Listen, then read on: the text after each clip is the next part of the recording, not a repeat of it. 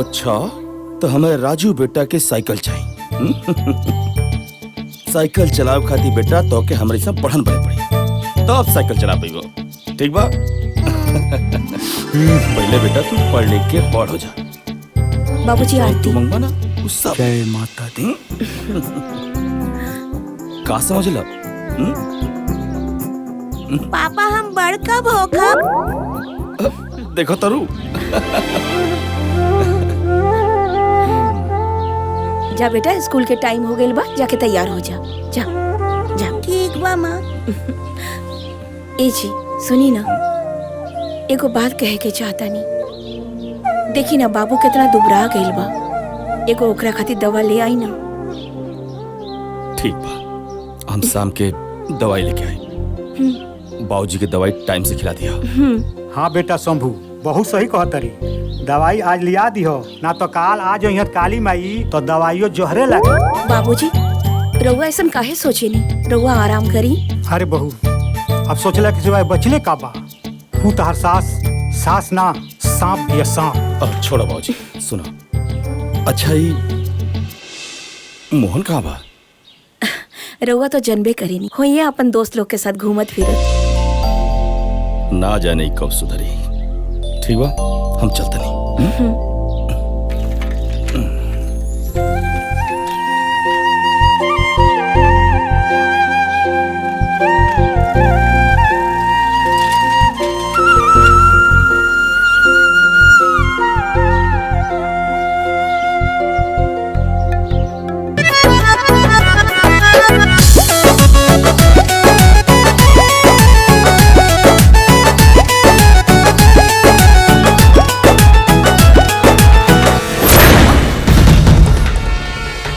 अरे ये का बदतमीजी है?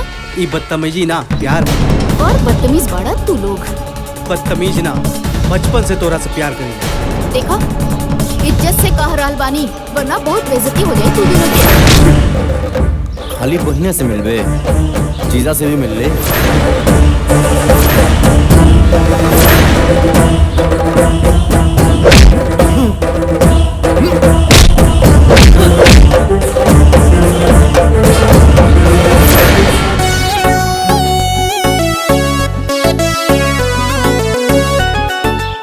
जरूरत है ओकनी के मार के दुश्मनी मोल लेवे के? अरे कैसन बात कहता रू? अरे केहू तरह के छेड़ी हम देखत रहो। आओ चल।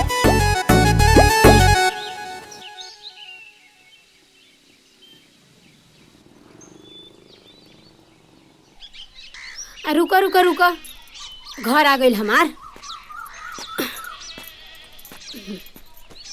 झोरवा ले लेवे दा। जा जा। अरे बाप रे बाप, ये हमारे इतना महंगा सब सामान गिरा दिलस। मनहूस कहीं के, जब से पैदा भइल बाड़े तब से नुकसान कर रहल बाड़े। भैया इतना महंगा सब सामान गिरा के रख देले। जायदी ना माँ जी, ना देखलस ऐसे लाग गइल होई। अच्छा तो महारानी के मुंह में जबान आ गई। 4 दिन हम नैहर का चल गई हा, मार है बना सिंगर करके खड़ा हो गलू है। भिखारी कहीं के तो के रखले बनू हम घर में नौकरी करे खातिर, महारानी बने खातिर ना है। अरे रहे भी दो का रहे दी, भर भर छिपा खाए के बा आ दिन भर खेले के बा। अरे बिया देख रे कोनो काम धंधा बा नहीं, रखले रही कपाट पे बैठा। बहू एकरा बात के बुरा मत मनियो। कहल जाला कि कुकुर के पूंछ में कितनो तेल लगाओ तो टेढ़ा के टेढ़े रहेला, फिर कभी सोझ ना होला। हुए हाल तारा सास के बा।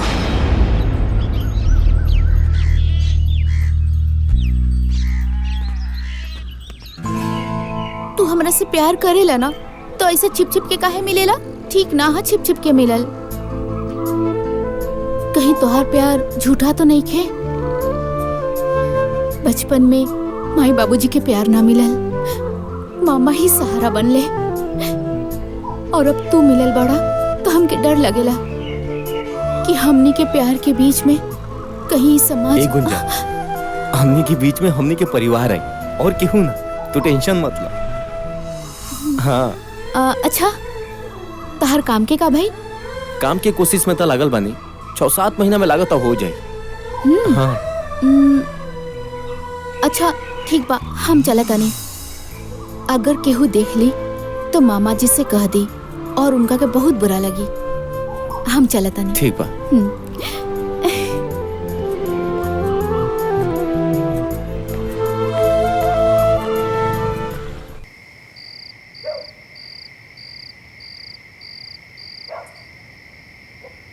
कैसन किस्मत बनौला भगवान हमार, जो हम अपने बीवी बच्चा के भी कोनो सुख नहीं दे पाओ।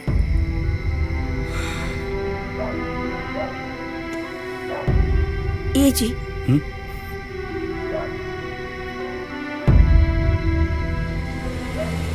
रउआ काहे माई के बात के लेके इतना परेशान बानी? अरे ऐसन कोनो बात नहीं खे भाई। अरे राजू के डटबे न कैली ह का दादी माँ का इतना हक ना होला अपन पोता पे?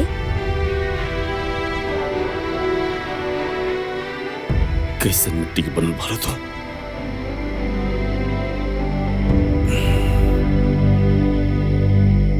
मैं तोरा के दिन रात खरी खोटी सुनावली, तब वो तू एक बार उनके पलट के जवाब ना दिलो। और जवाब देबो कैसे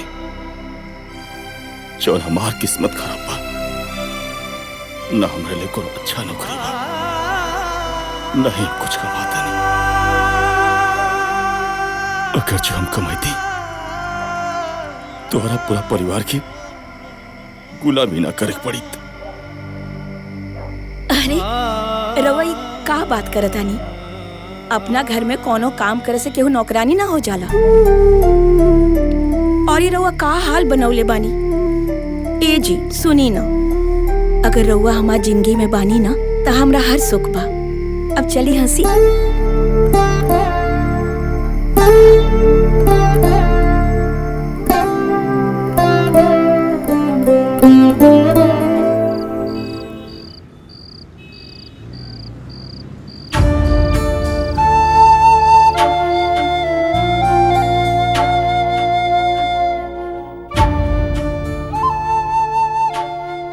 ए जी,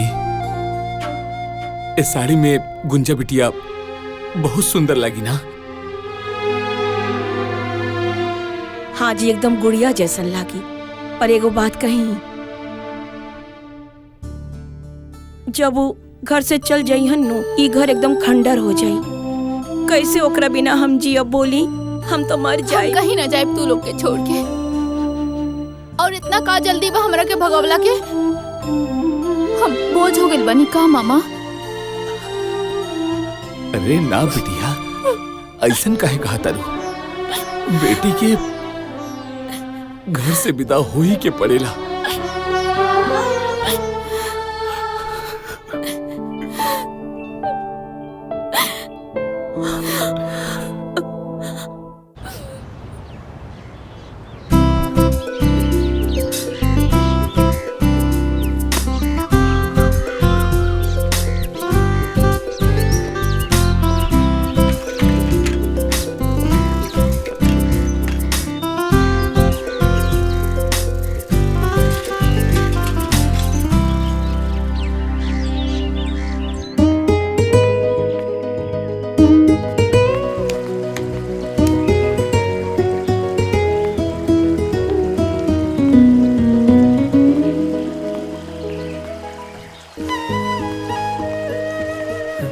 गुंजा,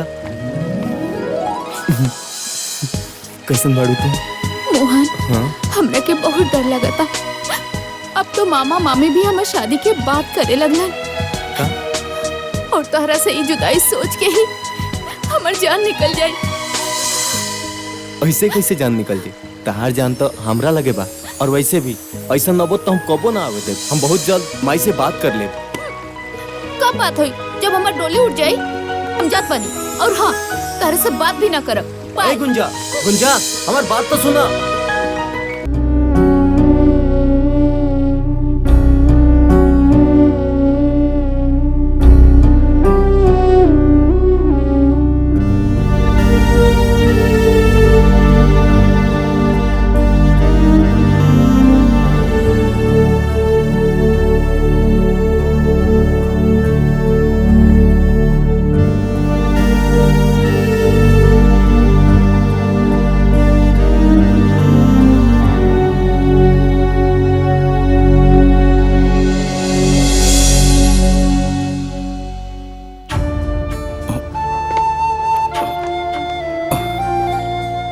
आओ बेटा। रहुआ एजा आप जात रहने घरे, बारिश होखे लगला तब बैठ गए नहीं जा। बाबूजी ठीक बानी न? हाँ जीजा जी, बाबूजी ठीक बानी। कौनो बात बा का जीजा? बहुत परेशान दिखता नहीं। अब कौनो परेशानी बा? ना, कोनो परेशानी नहीं है। बारिश को असर कल बानी। अच्छा। और सब ठीक बा ना घर पे? हाँ हाँ सब ठीक बा। अच्छा ठीक बात, तो हम चलता नहीं। हाँ पार्वती और राजू राह देखा तो लो हमार। अच्छा ठीक बा। ठीक बा। कोनो न कोनो जरूर बात बाटे। एकरा पहले जीजाजी कितना परेशान कब होने की देख ले।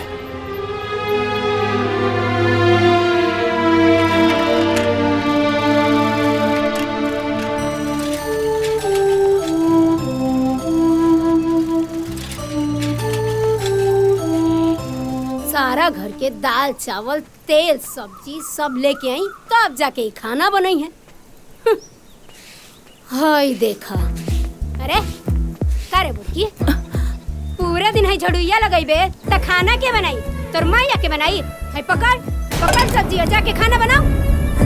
भूखे का पार फाटता हमार। साँझ हो गइल बा, समझ नहीं के अगत बेरी के टाइम भइल बा। खाना वाना बनाई, चूल्हा चौका जोरी, आग योग लगाई। हां था पंखो लेके जाओ।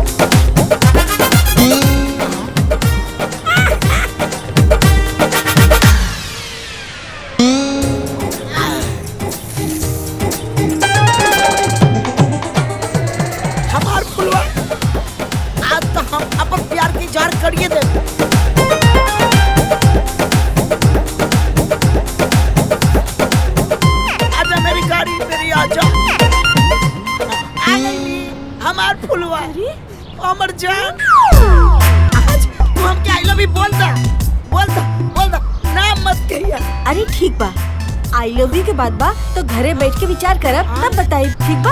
घरे बतिएबो। अरे घर पे राय बात करब तब ही तो शादी हुई। अरे हमके बर्दाश्त नहीं के हो। अच्छा बर्दाश्त करा। ठीक बा? चुम्मा दे देना। हम बताए। हाँ हमार फुलवा अब हम कैसे जिए? ठीक बा, जा जा। हम ही घर के गुलामी करे नहीं की आइल। ठीक बा? इतने रहुआ काम काज के चिंता बना तो एगो नौकरानी रख ली तब हमरा के बुलाए। चाय बनावा, झाड़ू लगावा, पोछा लगावा। हमार तो जिंदगी खराब हो गई बा दिन भर खटत खटत। अपना मायका से भर भर के दहेज लेके आइल बानी। आ इतने रहुआ खाना पीना साफ सफाई के चिंता बाना तो एगो नौकरानी रख ली तब हमरा के बुलाए। अरे तू कैसन बात करता रू? आपन काम किरा ना करेला। आपन काम करे में कोनो शिकायत बा? कहनी ना हमरा से ना होई त ना होई। रहुआ इतने चिंता बना तो पहले नौकरानी रखी फिर हमरा के बुलाए। हम जाता नहीं अपना मई के। अरे जा जा तरू तो जा। जैसन गेहूं वैसन रोटी, जैसन माई वैसन बेटी। हमार त किस्मते फूट गई। कैसन घर में बियाह हो गइल बा हमार।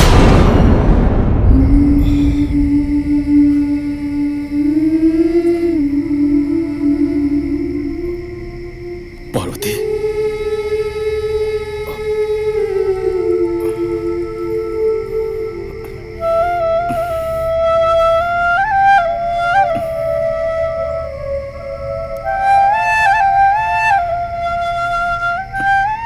पार्वती, लगा था कि माई के बात से तू नाराज बाड़ो। अच्छा, तू हमसे नाराज बाड़ू काहे कि जब से तो के बियाह का खिलाड़ी बानी तो के आज तक हम कोनो खुशी ना दे पानी। ना जी, ऐसन मत बोली। देखी ना, माई हमरे साथ जे भी दुर्व्यवहार करी हम सह जानी। देखो पार्वती, एक दिन माई जनवाना हमने की जरूर समझी और हमने प्यार भी करी, सब ठीक हो जाए। हमरा के तो बुझाता कि माई के प्यार हमरा के कब्बो नसीब ना होई। देखी ना, बचपन में माई छोड़ के चल गई और जब ब्याह करके आई नी सास के रूप में माई मिली। लेकिन तू चिंता मत कर, सब एक दिन ठीक हो जाए। देख लिया। चल चल।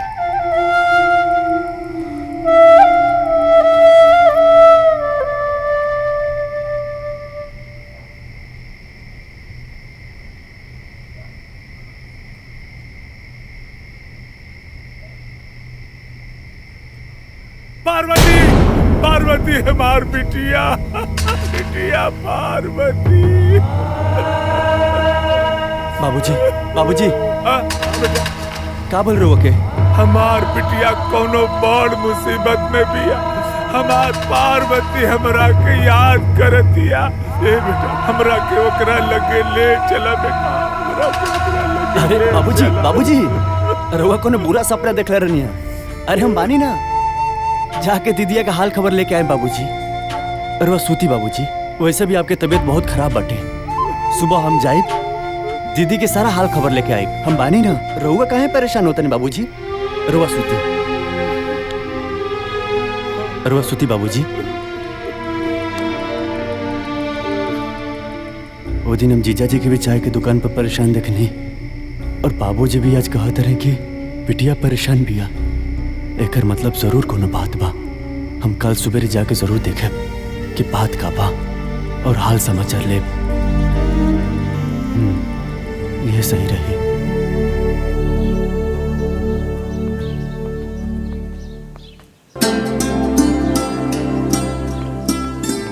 ये देख, माई एजे सुतल बिया। आप उठाई। उठाओ माई। ए माई, ये देख काली अलबानी। आ गए बाबू घूम के। देखी ना माई, रवा खातिर कितना सुंदर साड़ी लेके आइल बानी। अरे हमरा खातिर साड़ी लेके आइल बड़ू बहू रानी।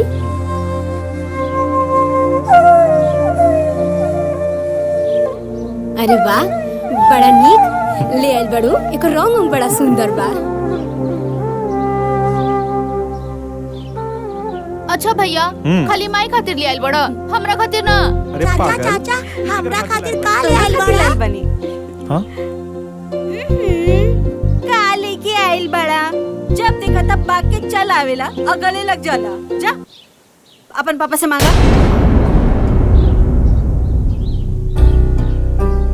जानवी, लड़का से ऐसा ना बात करे के चाहिए। इला बाबू, ये तोहरा खातिर। अरे का गलत कहत रही हो? एके अगर अपन शौक पूरा करे के बा तो अपने बाप से कहे, वो पूरा करी। ते काहे करबे?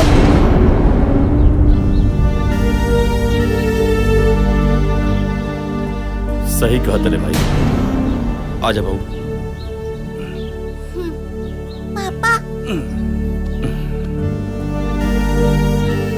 बच्चा बा माई, एकरा का मालूम बा कि एकर बाप का मला नहीं। जब बड़ हो जाई खुदे समझदार हो जाई। घर में नहीं खे खाए पिए के, खाली ढोंग करे के जानता। ए माई, ते का हमेशा बकवास करत रहे रे? मोहन, माई से ऐसा बात करल जाला? हाँ? हमार बात तो सब केहू के बुरा लग जाला। माई ला, इनकरे कमी रहल हा, आ गइलन। जीजा जी प्रणाम। राजू, हाँ प्रणाम ठीक बा माजी। ठीक बा। अब गोड़वे छुए के रहल हा तो नोटे के बंडल ले आके धो के छुएले रहता। बाकी ना, भिखारी जे बाड़े सन कहाँ से दे बसन।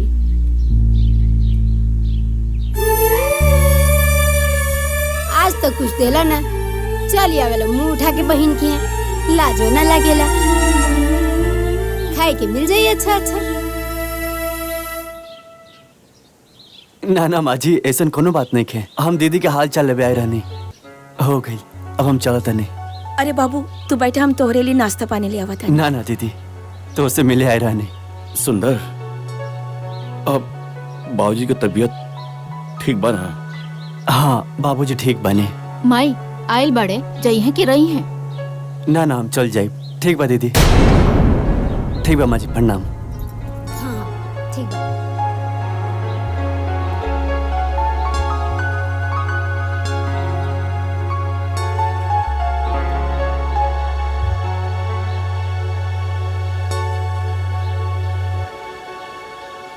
जब देखा तब मुंह उठा के चल रहा। अरे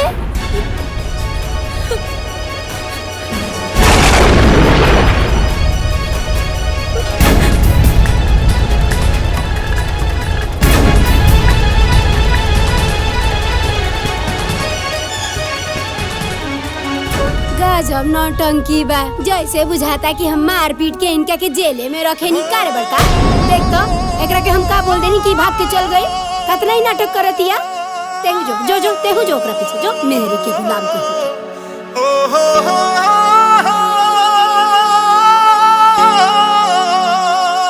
बाबूजी। अरे सुंदर, तू आगे ले बबुआ, हमरा लगल कि 2 दिन बाद आईबा। कैसन बिया हमार पार्वती, ठीक बिया नो?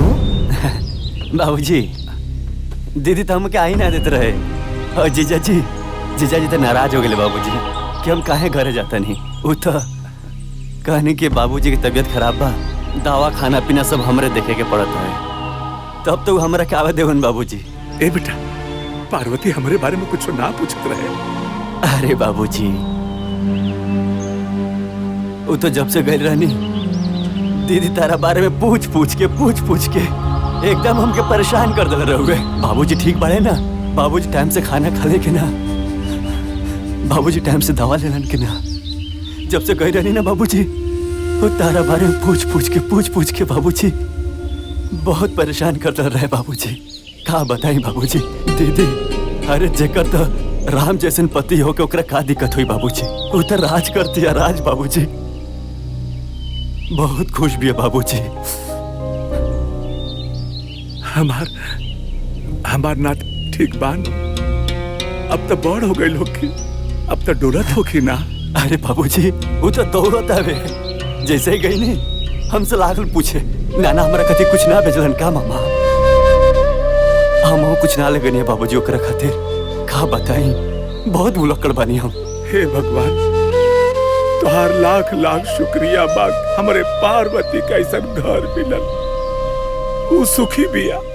बस हमारे पार्वती पर ऐसे ही कृपा बरसौले रहिए भगवान, ऐसे ही कृपा बरसौले रहिए। ठीक बा बाबूजी, रोआ सूती, हम थोड़ा हाथ मुंह धो ली बाबूजी।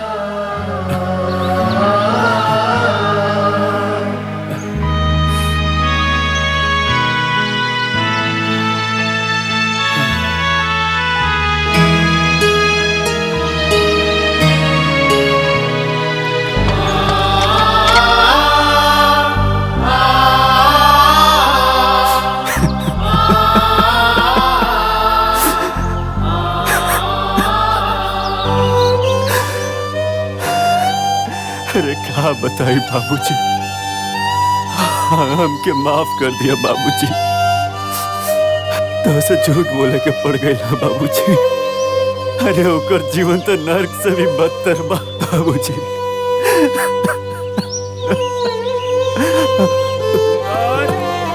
ए सुंदर। हाँ बाबूजी।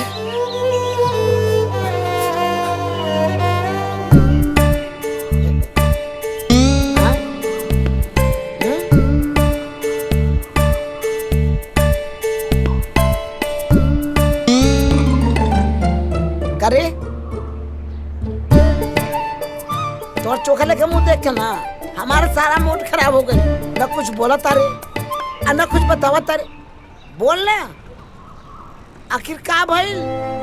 का बताई यार, हम तो अपना घर से परेशान बानी। घर से? का बात बा, कुछ तो बताओ। का बताई हम तोहके, कल बड़की भौजी के भाई आयल रहले घर में, जोन भइल ना।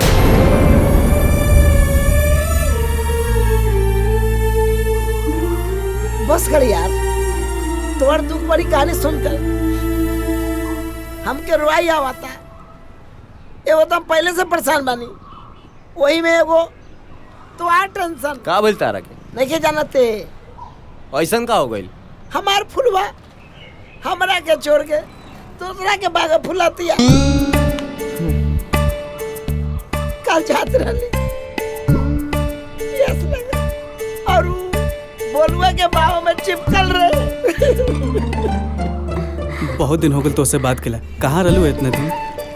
अरे बड़ा मुश्किल से तोरा से मिले आइल बानी। इतना हमार फुलवा हिया, ये ससुरा कोना, ये ससुरा फुलवा हमार गर्लफ्रेंड के साथे अरे हमर जान, गुपचुप करत बा। अब तो हम बर्बाद हो गई। अच्छा चला कहियो। अच्छा चलो। जो औकत बा एकदम ठीक नहीं के औकत हमार फुलवा। अब हम क्या करी तू बता।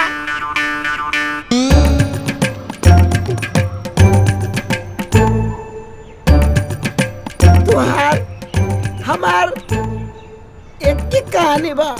हमार फुलवा हमरा के छोड़ के जाती है और तू घर छोड़ के भागता रे।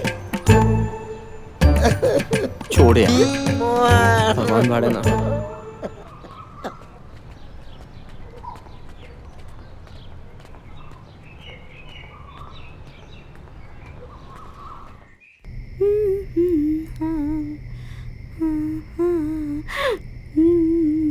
जानवी, आज बहुत सज रहल बाड़ू। का बात बा, बोला। हाँ देख, ये 10,000 रुपया घर के खर्चा खातिर दे दिया, ठीक बा। और हाँ, ये 5,000 रुपया तू रख ला डायरेक्ट तो हर पर्सनल। हाँ ठीक बा। और हाँ, इला 10,000 आपन नौका घर खातिर, ठीक बा। ठीक बा। और वैसे भी और अच्छा खासा पैसा जमा हो गइल बा, ठीक बा नु? ठीक बा। रुका, ये 5,000 रुपया तोरा साड़ी खातिर। हाँ। एका रखा, ठीक बा? ठीक बा, ठीक बा, ठीक बा।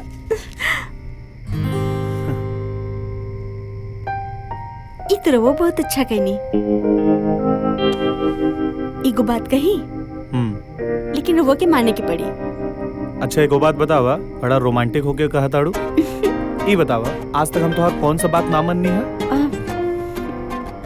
वो हम ई कहे के चाहता नी, रउआ जो 10,000 रुपया घर में देता नी, वो देवे की बात नहीं खे, बस रउआ कमाई जाता ही घर में। देखा, तू बात तो सही कहा ताड़ू। एगो बात बतावा, भैया का कमाई धमाई बंद बा और जोन भी कमा ले थोड़ा मोड़ा तो दे ले नो। रउआ के समझावल बेकार बा, कितना समझावता नहीं, लेकिन रउआ समझे के तैयारे नहीं की होत।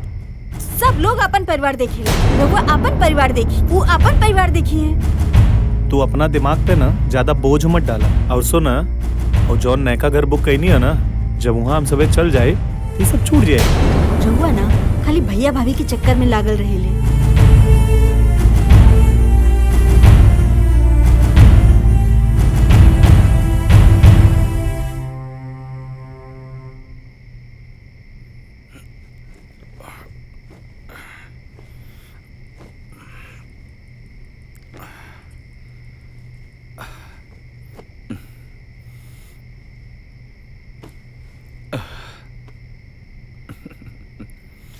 जल्दी से देना।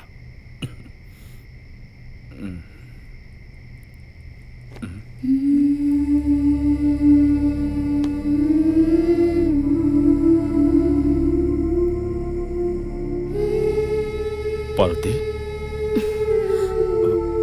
का भाई आज के फिर कुछ कहा लगा? जौन तोहर चेहरा उतरल बा इतना? ना, ऐसन कोनो बात नहीं खे।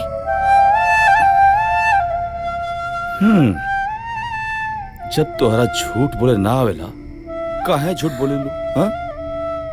हम सब जानता नहीं, कोनो न कोनो बात तबा।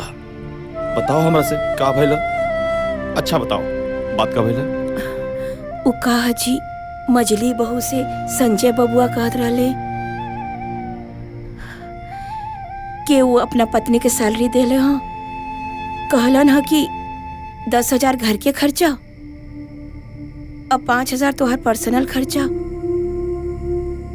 और 10,000 ऊ जो नौका घर खरीदा था, और ये 5,000 के तू साड़ी ले लिया। और वो कहनी है कि बड़का भैया तो कमाते नहीं खन, जौन कमा के देता रहा, घर खर्च वही से चलता, बाकी रउआ कुछ बुझाला ना। रउआ बारे में ये सब सुन के अच्छा ना लागल।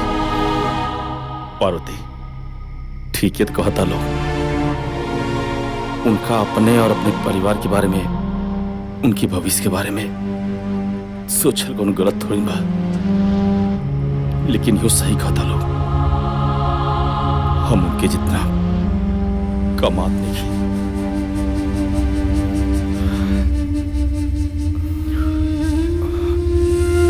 खैर छोड़ो ये सब, चला आराम करा।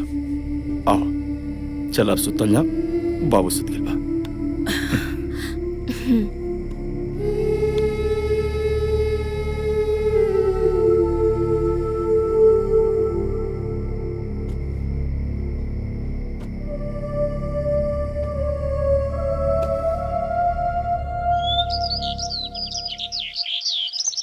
अरे हाँ हाँ सर, हम टाइम पे पहुंच संजय जाए। बबुआ, नाश्ता तो करके जाई। गंवार का गंवारे रहबो का भोजी। और वैसे भी तोरा के नहीं मालूम कि वो काम से बाहर जाला तो ओकरा पीछे से टोकल ना जाला। और वैसे भी जौन बनौती तू लगन के लागल बा ना, वो हमसे दूरे रहे।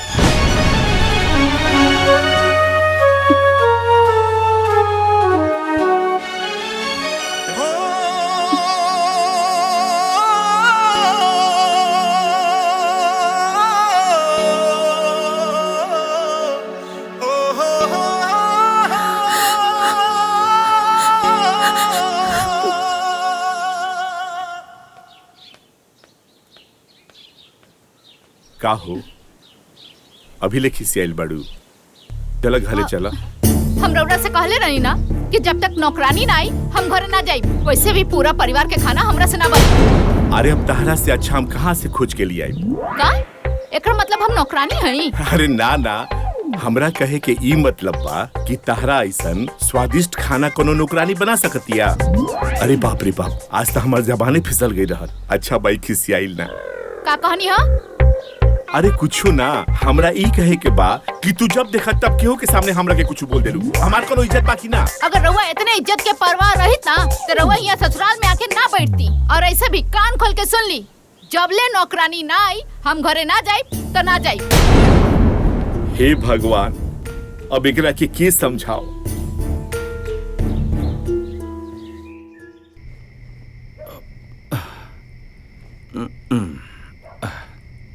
अरे पार्वती, आज बड़ा लेट कर दिलू हो। बर्तन ज्यादा रहा का? अरे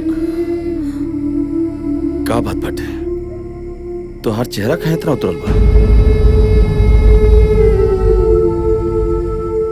अरे तोहरा तो बुखार बा हो।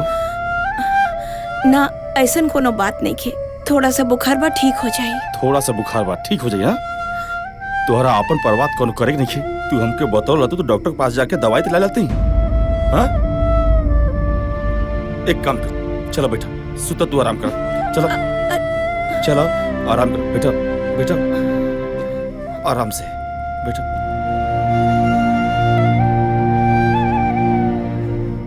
अपने बारे में तोरा बिल्कुल सोचा ही कि नहीं है, खाली घर का काम घर का काम। देखो कितना तेज बुखार बता के।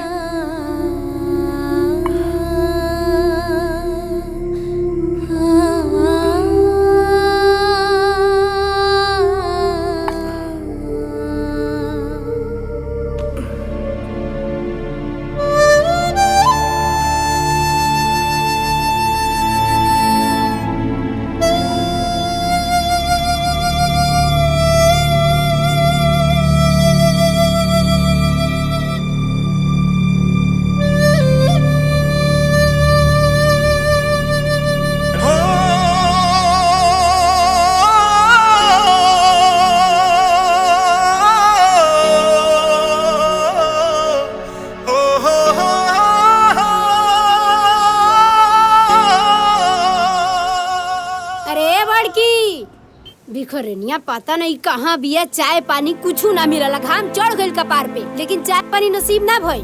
अरे चुप करा, जब देखा चाय चाय दिमाग खराब कर देवेलू। चाय बिना ना हमार कपार फटता। रउए चढ़ल बनी कपार पे बड़का बेटा पतो। भैया, ए भैया, भौजी के काहे ना समझावेला? हाँ, सवेरे सवेरे हमारा के ड्यूटी जाए के रहेला, ना नाश्ता बनल बा खाना। एक तो घर में सबसे ज्यादा पैसा भी देनी और बिना खैले काम पे जाए। संजय, ऐसा बात नहीं है। पार्वती की तबीयत खराब बाटे, रात बहुत ज्यादा बुखार रहे और इस समय भी बुखार बाटे उनके। ये सब बहाना बा खाना ना बनावे के। ठीक कहता रू बहू, तू बहाना बनावतिया, लेकिन तू का करता रू? तोरा तो खाना बना लेवे के चाहिए। काहे से सबसे पहले तोहरे मरद ड्यूटी पर जाले, आ एक दिन खाना ना बनवलो तो कोनो पहाड़ नहीं टूट गई। रउए तो चुपे रही, कने पहाड़ ना टूट गई। अगर 1 महीने के खर्चा हमारे मझला घर में दीना ना, तो घर में सब लोग के फुटा निकल छूट जाये। चलो तनी बात। ए माई, ओकर कोनो तबीयत खराब नहीं के, कोनो बीमारी के बहाना बना के बैठल होई। सब नौटंकी है। अभी हम जाते नहीं, भाभी के बोला के ले आवत नहीं। तू चुप रहा, तू का बीच में पड़ जानी। रउआ तो चुपे रही। जीजाजी एकदम ठीक कहता नहीं। केहू ना जगह भाभी के। हमरा ये समझ में नहीं क्या आवत कि भाभी खाना ना बनैली तो ते ही बना लेतीस दीदी। मोहन, ज्यादा टिपे टिपेर मत बोल। चुपचाप बैठ के खात रहे ले, न काम के न काज के, दुश्मन अनाज के।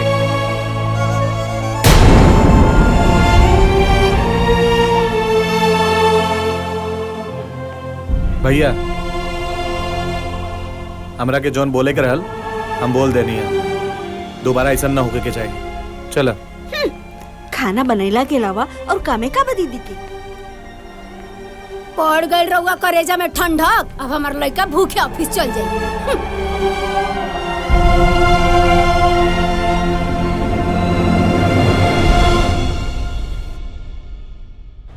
चाचा, कुछ जरूरत रहा एक वैसे मिले नहीं है। चाचा, अभी ले हमार सीमेंट बालू ना गई। हमार सब लेबर अभी ले बैठल बाड़े सब। बाबू कहा कि लेबर बहुत कम बाड़े, लेबर नहीं खन, यही से तोहार सीमेंट बालू भी ना गई। लेबर आई है तो तुरंत तोहरा के भेज दिया जाए। जल्दी गिट्टी बालू पहुंचवाई, और ना तो हम दूसरा जगह से जाके ले ले। ए भाई, तू चिंता मत कर, तोहर गिट्टी तोहर यहाँ पहुंच जाए। हाँ, तू जा।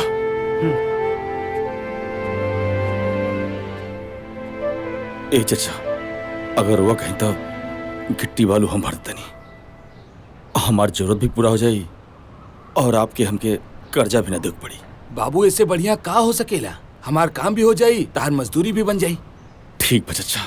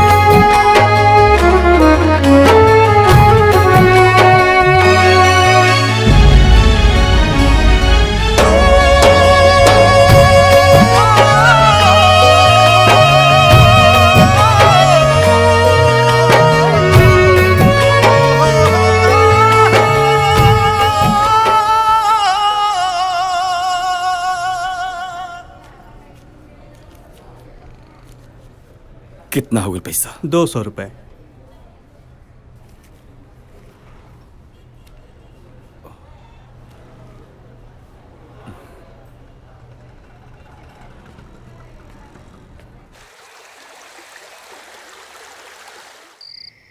ली देख ली मरचा के ठूट कुल ऐसे ही पड़ल बा, कुछ साफ नहीं के कैले।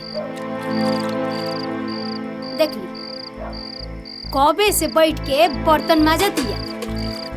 देखी अब पता ना का ही सोचत रहेले 24 घंटा, और एकरा के कुछ कही नु त बड़का मुंह फुला लेवेला।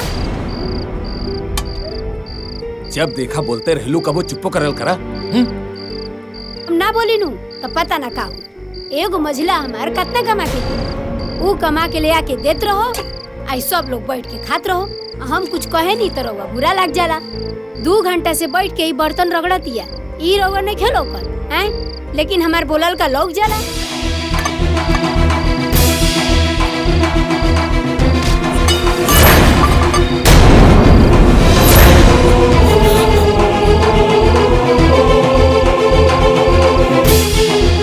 एकरा का हो जी, ई काहे बर्तन पकड़ ए जी ई का करत आनी जी? कुछ मत बोलिए।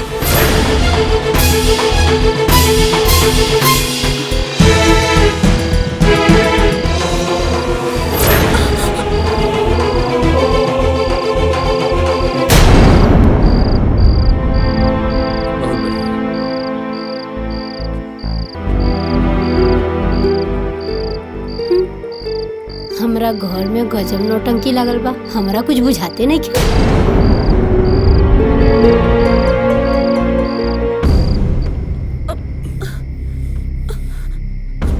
बेटा सुनी ना हमार बात।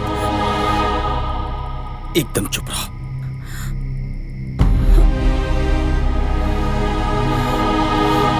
सुनी कौनो बात ना मानी ले हमारा। कहाँ चल गईलन?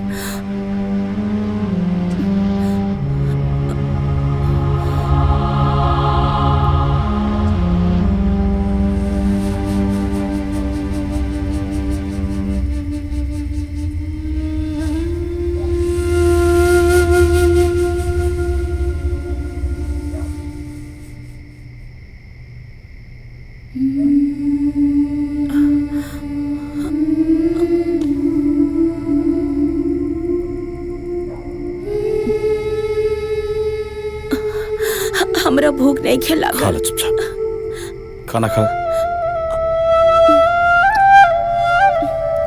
तो के मना कर ना, तोहार तबीयत खराब बात हो काम नहीं करके, लेकिन तोहरा हमार बात तो सुने के बा नहीं। तो कुछ हो जाई तो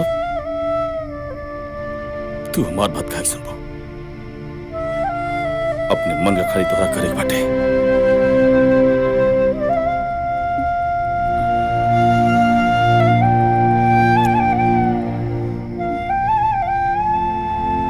रउआ खाई।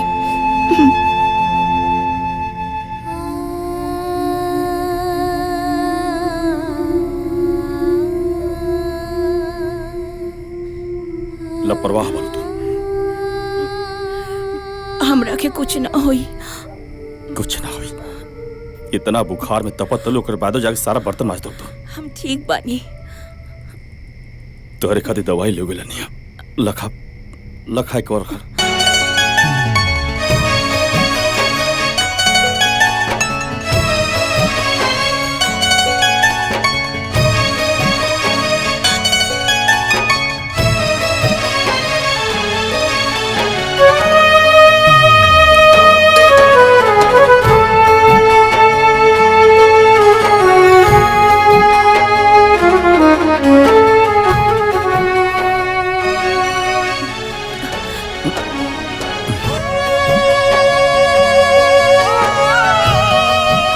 दवाई खा के चुपचाप आराम करो।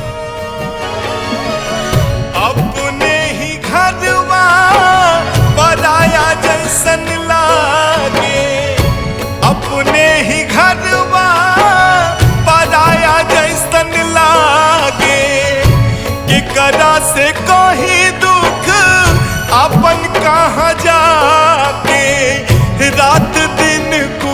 के भीतरिए परान ताना बाना सुनी सुनी हो खेला बिहान ताना बाना सुनी सुनी हो खेला बिहान।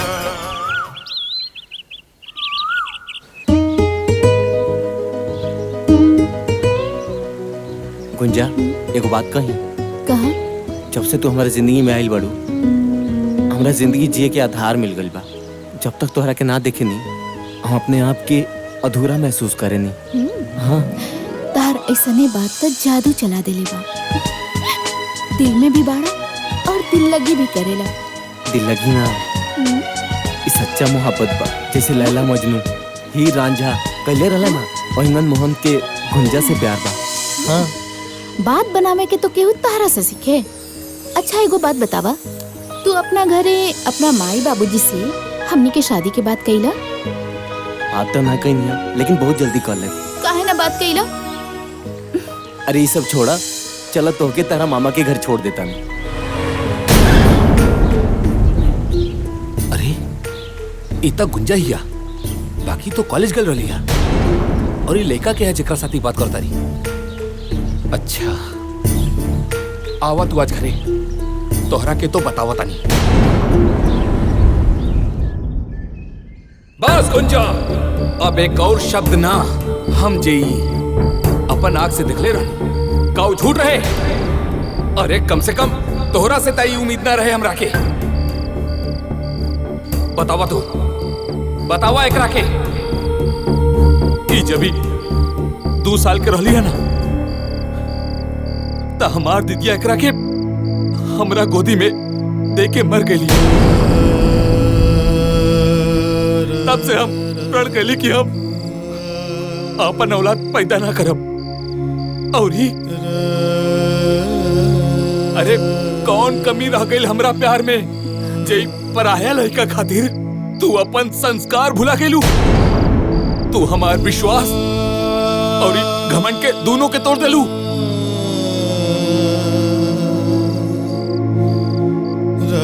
ना मामा जी हमरा और विश्वास और संस्कार कुछ नहीं की भुलाई। रउआ जौन कहब हम उहे करब लेकिन ऐसे ना बोली। तो कैसे बोली आए? अरे जौन चीज हम अपना आँख से देखले रहनी है का झूठ रहे? मामा जी रुआ जौन भी देखले रहनी है वो सब सच बा। हम गुंजा से प्यार करेनी और इनके से शादी करब। अरे बचवा तहरा देख के ना हमरा मालूम बा, हमरा लगा था कि तू बहुत बड़ खानदान के बड़ा। बाकी तोहार खानदान और हमारा खानदान में बहुत बड़ा अंतर बा। बाकी एक चीज याद रखिए, चाहे वो गरीब होके या अमीर, सबके इज्जत इज्जत होला। मामा जी रो विश्वास करी राउर इज्जत आज से हमारी जिंदगी बा।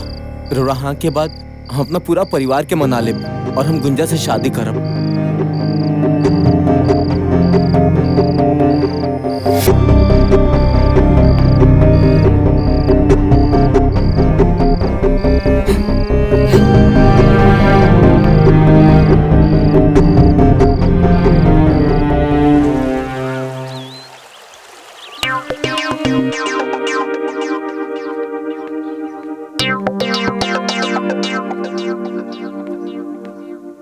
ए भौजी भौजी। अरे देवर जी का बात बा, आज बड़ा खुश लागत आनी। ए भौजी उ का बात बाकी रवा से एगो बात। ए भौजी एगो लड़की से हम प्यार करेनी, ओकरा से हम शादी करके चाहतनी। सुनी भौजी माई से बात करी ना रुआ शादी खातिर। पहले ई बताई कि ई गुंजा के है जी, कहाँ रहेली, उनकर माई बाबूजी का करेलन? ए भौजी सुनी ना, उनका घर के सब लोग तैयार बा, बस रो माई से बात करी ना शादी करे खातिर। प्लीज भौजी बात करी ना भौजी। हाँ ठीक बा, बाकी रउआ तो जनबे करेनी हमरा पे अम्मा जी हमेशा जरल रहनी, फिर भी सही समय देख के हम बतिया ले। हाँ भौजी बतिया ले प्लीज। ठीक बा भौजी चली दिए कपड़वा लेता नहीं हम चली। अरे वाह देवर जी। बड़को अरे महाराज लड़की बहुत सुंदर बिया। ओकर घर दुआर भी बहुत बढ़िया बा। उ लोगन के कोनो चीज के कमी नहीं खे। प्रणाम पंडित जी। प्रणाम प्रणाम। लिली पंडित जी मुंह मीठा कर। हाँ हाँ लेता नहीं। हो पनिया दो। का हो ठीक बाड़ा नु? पंडित जी तो बुझाता कि तोहर ब्याह कराइए के मनी। जीजा जी रुआ तो पता बा, ऑलरेडी हम गुंजा से प्यार करेनी, उनकरे से शादी करब।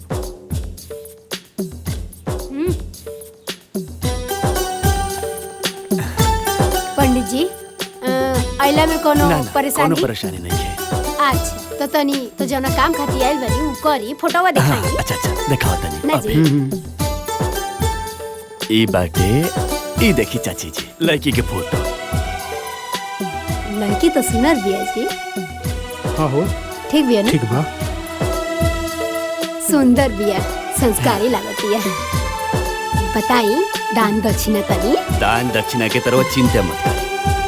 इनकर बाप दक्षिणा दिहन रहुआ के 3 लाख रुपया। 3 लाख? लड़की सुनर ना लागल हमरा। अच्छा तो कोनो बात ना बा जजमान। ई देखी। अच्छा ठीक, दोसर बढ़िया दिखाई। जिया जी तनी माई से बात करी ना। ए साले जी तहार दीदिया के सामने तो हमार कुछ चलेला ना, उ कड़क सास के सामने हमार का चली? भाभी भाभी तनी सुनी ना। का मोहन बबुआ का बात बा, बोली ना। ए भाभी माई से बात करी ना गुंजा से शादी करे खातिर। देखी बाबू अब हमरा से कुछ ना हो पाई, अब जॉन करे के बाद रहुआ करी। ठीक बा हम चलता नहीं। ए भाभी बहुत बड़का घर के लड़की बिया और दूसर बात माई बाप के इकलौती बिया। सब रौरे धन बा। दक्षिणा के तो चिंते छोड़ दी। लड़की जब इकलौती बिया तो सब कुछ तो रौरे नु बा। 10 लाख रुपया आपके मिल जाए। का? 10 लाख रुपया आपके। 10 लाख मिली? अच्छा और का मिली? ठीक बिया। अब मुहवा तो सुनरे बा। इतना मोट लड़की से शादी हुई हैं? आपन लड़का कितना स्मार्ट बा, मोट लड़की से शादी हुई। आ तोनी मोट बिया त का भई? आ इतना बड़ घर में आई तो दिन भर चली दौड़ी चिड़ै लेखा फुदुकी और हम प्यार से ओकरा के चला चला के दुबरवा दे। लड़कवा के देख लेती। का? रवा हमार लड़का देखा? लाखों में एगो बा हमार लड़का। ए जी रउए कोनो उपाय लगाई ना, हम गुंजा के बिना ना रह पाई। प्लीज जी जी कुछ करी। ठीक बा, अब बुझाता हमरे कुछ करे के पड़ी। कहाँ रह गई दोनों ससुरा? कोनो कामे के नहीं थे। अन्ना फोन उठावा था। रुका हम फोन लगावा था।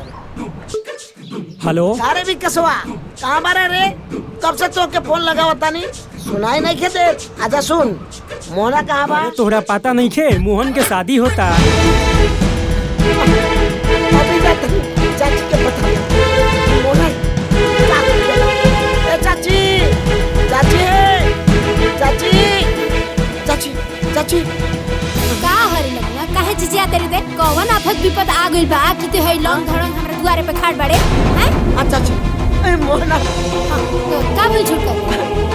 मंदिर में शादी करता हैं? बियाह कर लेलो से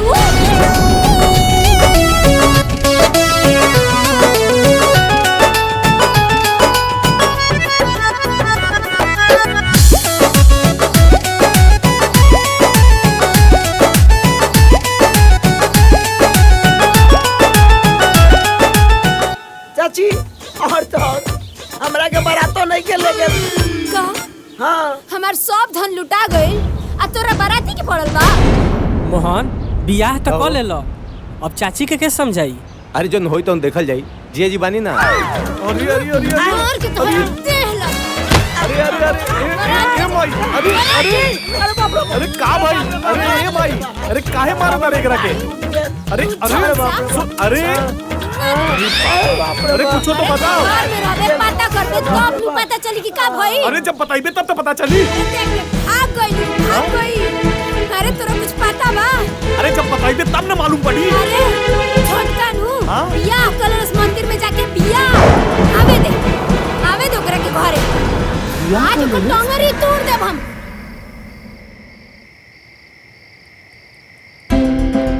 बियाह करत लोग वो हमरे से पूछे भी ना। बैठ जो, गोड़ दुखात होई। ते बैठ, तोरे गोड़ दुखात होई, हमार माथा दुखाता। आवे दो ओकरा के आज ओकरा के घरे से निकाल के रहब। अरे गुस्सा थूक दो, अपने न खुन हो। अब एकदम चुप पे रही। अगर रावा कुछ बोली ना बीच में, राव हमार बिगाड़ हो जाए, टकराव हो जाए, कह दे तनी।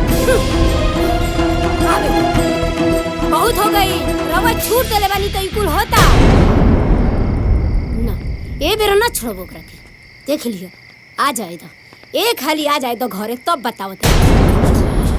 माई रे कुछ मत बोली है, देखना कितना गाना पहन ले बिया।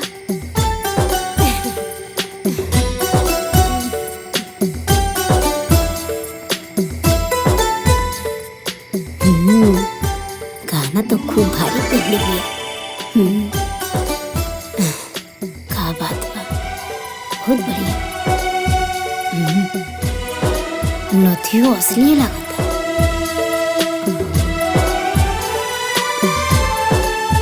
ये हमार बेटा।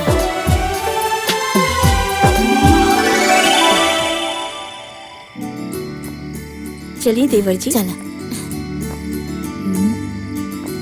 ठीक भइला कि हम डटनी है ना। आई देवरानी जी, आई। बाबूजी प्रणाम बाबूजी। गोलातन बाबूजी।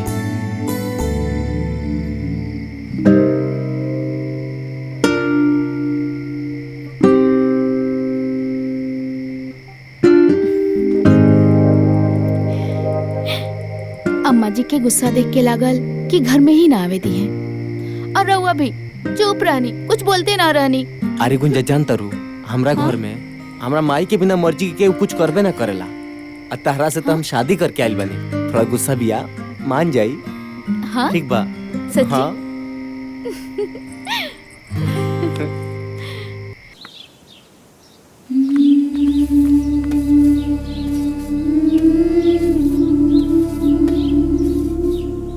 और देख माई, आधा बर्तन धोत या आधा बर्तन रसोई में पड़ल बा। आधा धोत या आधा रसोई में बा? हाँ।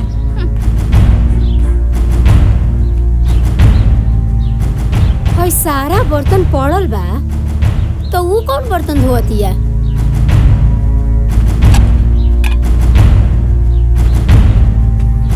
खेली, खूब खेली, रौरे खेला जरूरी बा। करे बड़की का मजा तारे रे? भाई सारा बर्तन हो जा रसोई में पड़ल बा। हई सब बर्तन तोर बाबूजी मर्जी है, हैं? अब बाल्टी कहाँ बरे? और बाल्टी हो जा पड़ल बा, हई सब बर्तन ही जा पड़ल बा। हाउ चूल्ही तर देख कितना बर्तन पड़ल बा। हम हर बात याद दिलाई तोरा के, कितना साल हो गए तोरा आइले जा, आई तोरा समझ में ना आवेला? भिखारन कही के माँ बाप तो कुछ देलस नहीं, हमार बर्तन है, हमार बर्तन। चोर कहीं के जात देखा तब मनहूस लेखा बैठा रहतिया, काम करतनी के करा से कहीं पागल करके रख देले भी। अपन कहाँ जाके रात दिन कुहू के भीतरिए परान। अच्छा, लगा था कि हमरे कुछ करे के पड़ी। जब देखा तब ये लोग बड़की दीदी के सतावत रहेले। ताना बाना सुनी सुनी हो खेला बिहान।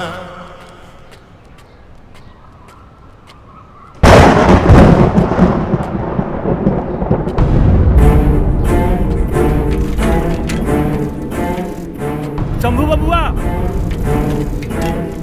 अरे वो शंभू बबुआ, शंभू बबुआ।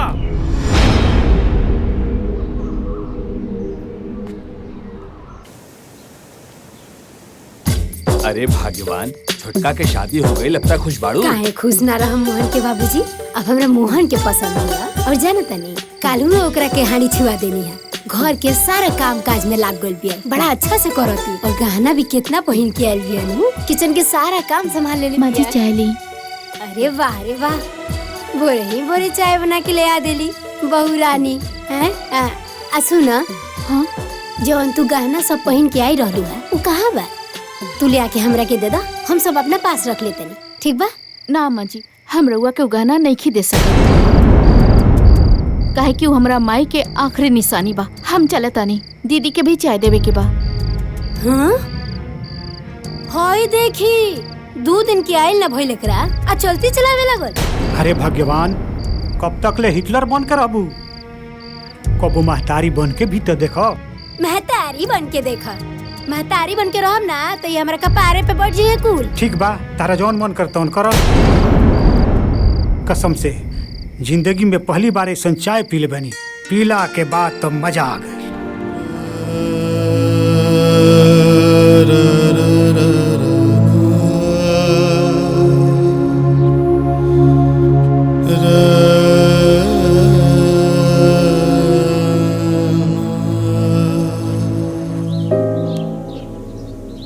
तू जब से हमार जिंदगी में आइल बड़ू, हमार जिंदगी सुधर गइल बा।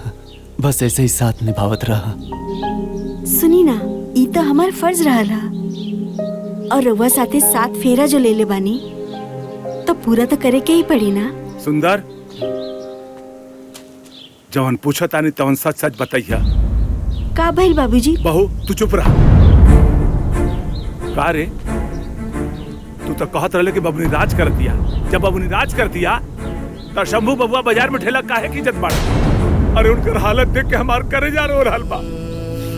तू हमरा से झूठ काहे बोले? काहे बोले? काहे बोले? काहे बोले? अरे बाबूजी, हम दीदी के घरे गइल रहनी, ओकरा घर के हालात देख के हम का करी बाबूजी, हम खुद टूट गए नी अंदर से। बाबूजी ऐसे भी और तबीयत खराब रहेला बाबूजी, रहो के बर्दाश्त कर पौती बाबूजी, यही सब ना बताओ जी।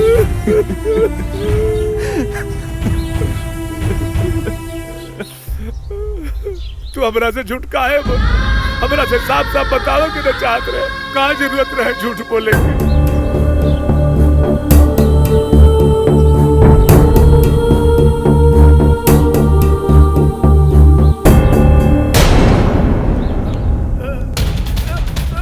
बाबूजी, बाबूजी, बाबूजी, बाबूजी, बाबूजी, बाबूजी, बाबूजी, बाबूजी, बाबूजी, बाबूजी, बाबूजी।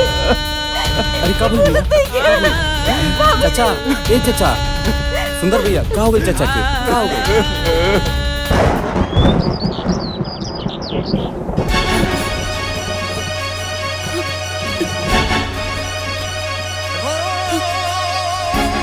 मोहन बबुआ, का भौजी? हम क्या हमार घर छोड़ दी? राउत भैया अभी तक ड्यूटी से ना आइलन। चली भौजी। अरे बड़की, अगर ते एक कदम आगे बढ़ा ना तो बेना से मार के तो तगड़ी तू, हैं?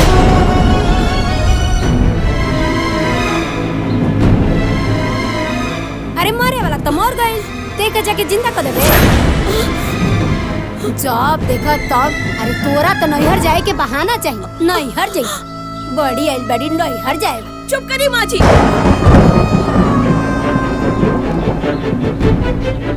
रउआ जीते जीता हमरा बाबूजी से मिले न देनी, और आज वो मर गईलन, रउआ फिर भी मना करता। अरे कम से कम एक बार उनकरा के देख तो लेवे थी। तो इतना हिम्मत? अरे माई, का हो रहल बा? चली भौजी, भैया सुनिए तो खुद आ जाए। चली, माई के तो कुछ बुझाला ना। का भइल?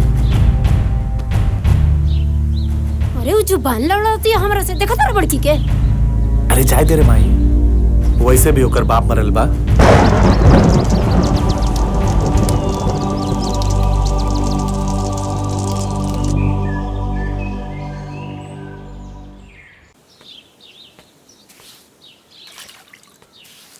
बाबा, मम्मी कब आई? अरे आवते हुयन बाबू। बाबा सेव खा ली। जा बाबू खा लो।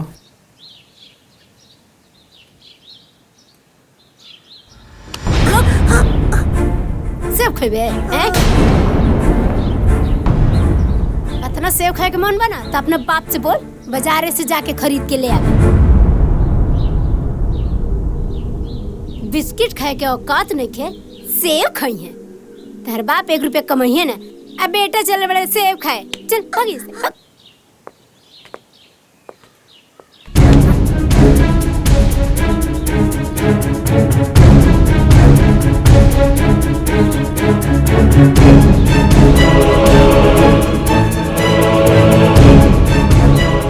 Mummy, mummy.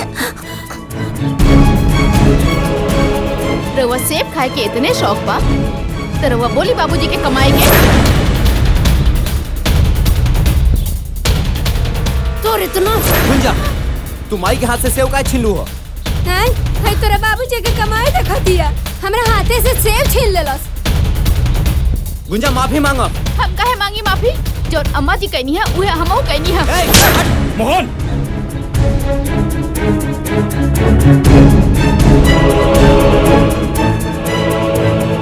दिमाग खराब हो गया का तो? औरत पे हाथ उठाता होते हैं? अच्छा भैया, ये जौन माई के साथे कैली है वो सही बा का? ए, तू चुप रहा, तू का बीच में पड़ जालू। रउआ तो चुप रही, जब देखा तब बीच में टपक जानी। इनकर इहे उपाय बा जौन मोहन बाबू करत तारे। वाह रे भैया वाह। अगर तो हार सगे मातारी रहती तब वही बात बोलता।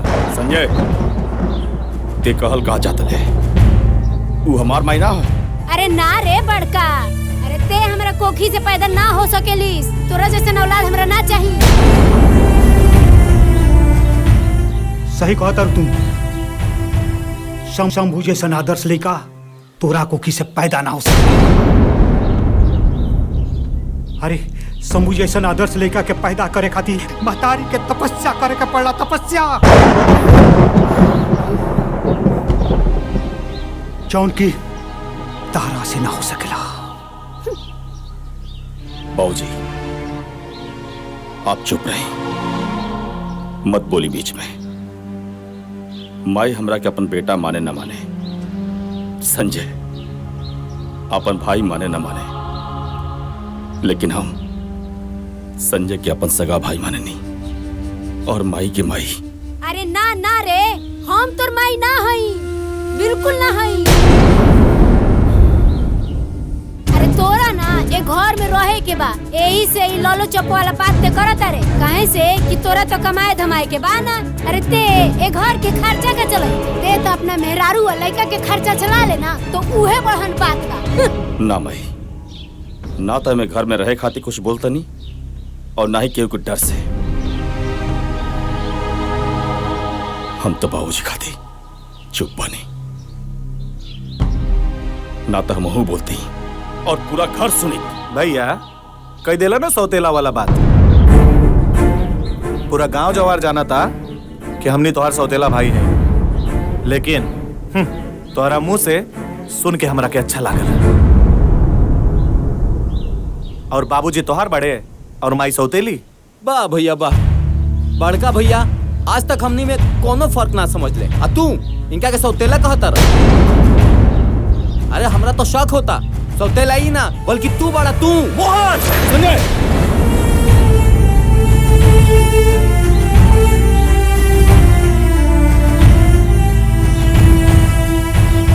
कहा ना जेकर पैसा लागेला ना ओकरा के ही पता चलेला ओकर दर्द।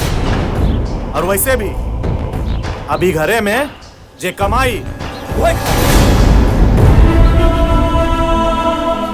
और आजू के बाद घर में सब अलग अलग रही हैं।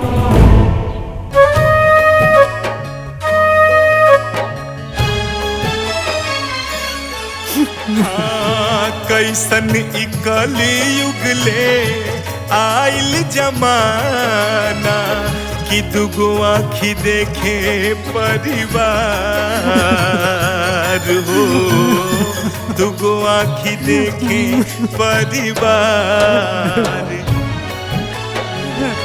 मन करे जहर माहुर खाई मरी जाईती, मन करे जहर माहुर खाई मर जाईती, निकले नया धामई जान हो।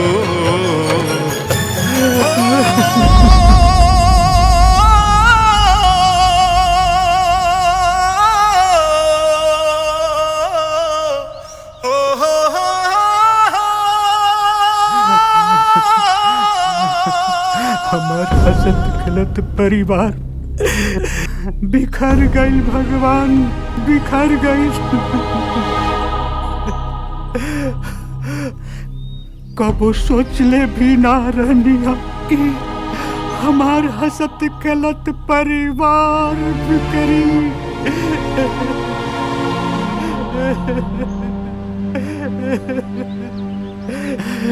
हे भगवान।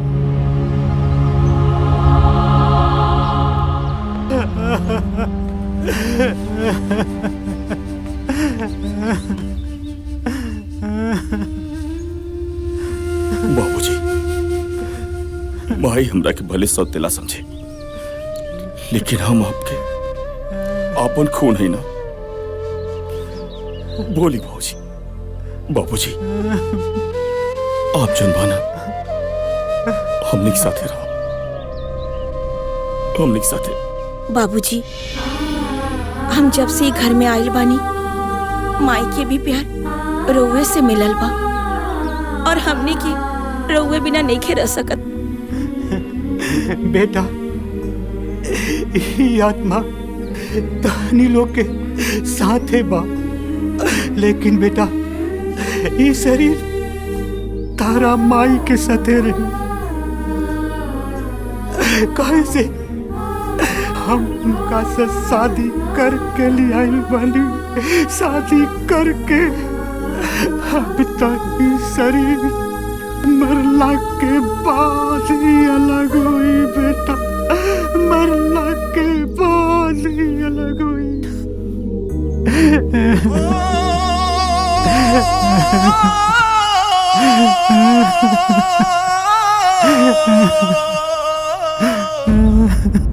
बंटवारा हो गई। अब हम रहम मझला संगे। ए मझला, रुक रुक, कहाँ कहाँ जाता रे? हय अटैची लेके कहाँ जाए की तैयारी होता है? देख माई, कहा ना हम जाता नहीं नौका घरे में, और वैसे भी ना वहाँ से ऑफिस नजदीक बा। और एक बार बताए माई, यहाँ के मचमच से हम उबिया गइल बनी, हम ओजे शिफ्ट होता नहीं। ए मझला, हम एजा रह के का करब रे तोरा बिना? हम हो के लेके चल चल। अरे माँ जी, यहाँ की तो कुछ बड़बड़ा नहीं, और वैसे भी वहाँ का माहौल बहुत खराब बा, और हमने के खुद भाड़ा पर रूम ले ले बानी। जब हमने के घर ले लेब तो रउआ के बुला लेब, ठीक बा? चल माई, हमने जाता नहीं। प्रणाम। सुना ना, ए मझिला संजय,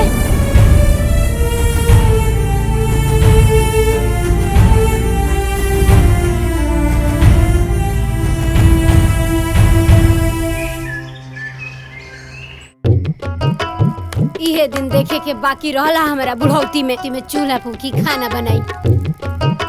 बेटी एगो बिया, पता ना कहाँ बिया। का हो शंभू के मम्मी, सुबह सुबह खाना बनाओ तरू? अरे चाय बने तू तो पी लेती तो मूड फ्रेश हो जाई। रौरा के तो चाहवे पड़ल बा। हाँ, दूध में काम करी का? एक बार चाय बनाई, एक बार खाना बनाई, खाना बनाओ तरी उहे रहो खाली। इहो हमरा बस के बात नहीं के। अब जाके हम चूल्हा चौका फूकी। ए समय में, ए उम्र में बेटा पतोह वाला हो गई नी, 3 गो पतोह आ सास खाना बनावतिया। तने ठीक से डालो तनी तेलवा, एकरा बाबूजी के नीमन लगी खाए में।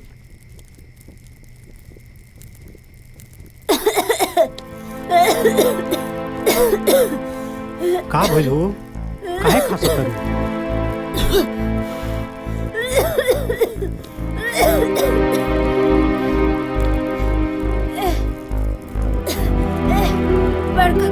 बाबूजी। अरे शंभू के मम्मी, ये का हो गई? बहू, अरे मोहन, देखो तो तारा माई के का हो गई? अरे माँ जी का हो गई? माँ जी के का हो गई? का हो गई? संभल के। ध्यान से, हाँ, ध्यान से।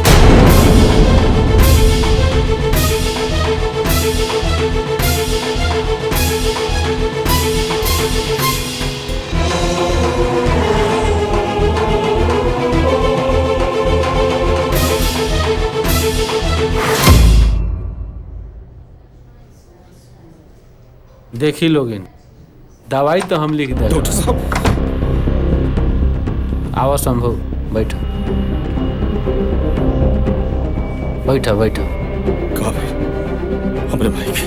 पहले बैठो ना, बैठो।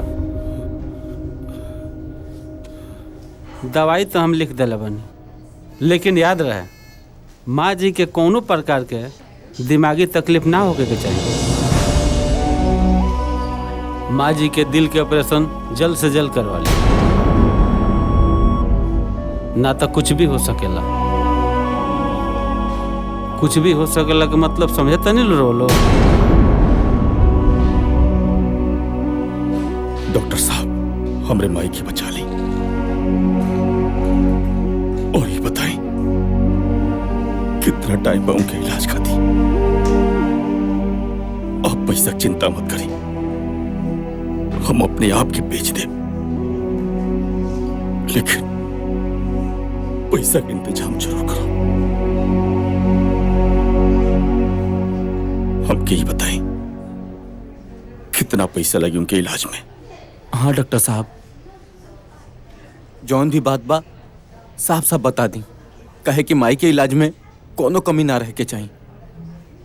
हम तो रउआ लोग का हालात जानता नहीं। रउआ लोग मात्र 5 लाख के इंतजाम करी। 5 लाख रुपया? अरे इतना पैसा कहाँ से आई?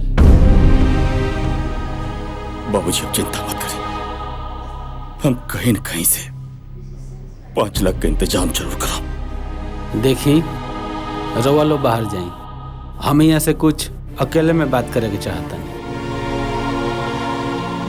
आई बाबूजी।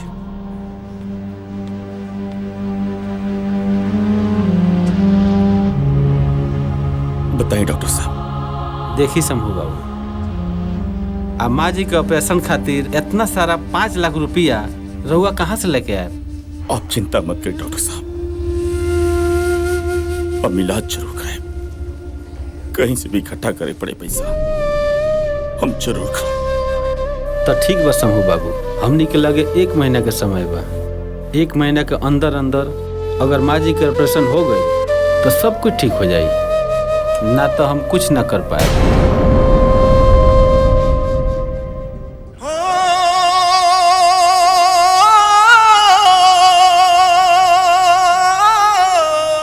ठीक बा डॉक्टर साहब।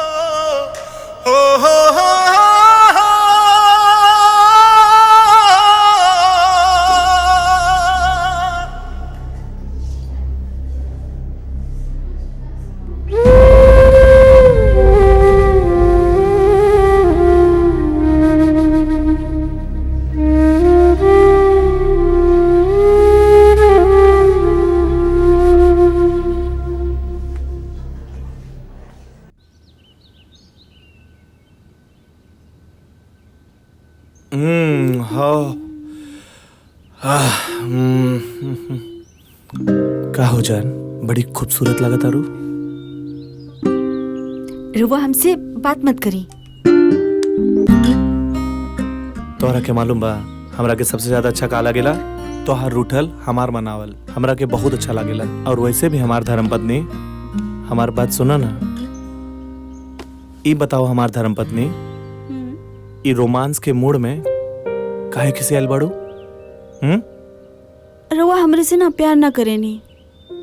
अच्छा एगो बात बतावा, ई सब जोन हम कहनी है केकरा खातिर कहनी है? तोहरा खातिर। सच्ची? कसम खाई से। हमार कसम। तोहार के रिया।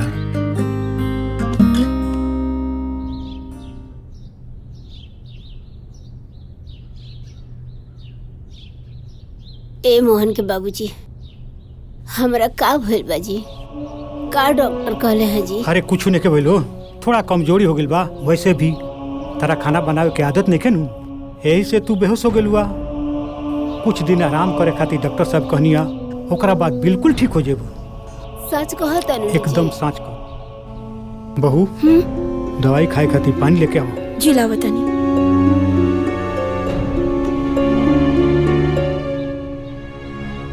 टेंशन मत करो, दवाई खइबू ठीक हो जाइब नु। हाँ ठीक हो जाइबू।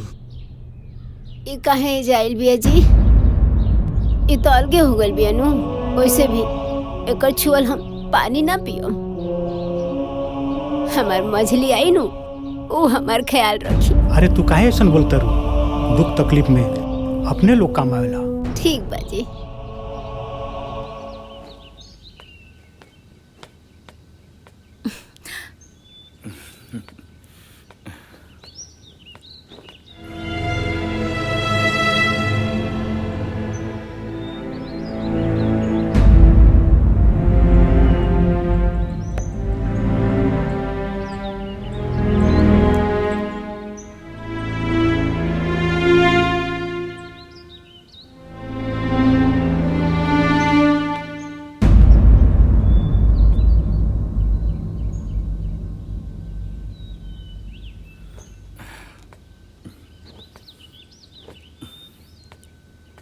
जातन काम पे, शाम क्यों जल्दी है?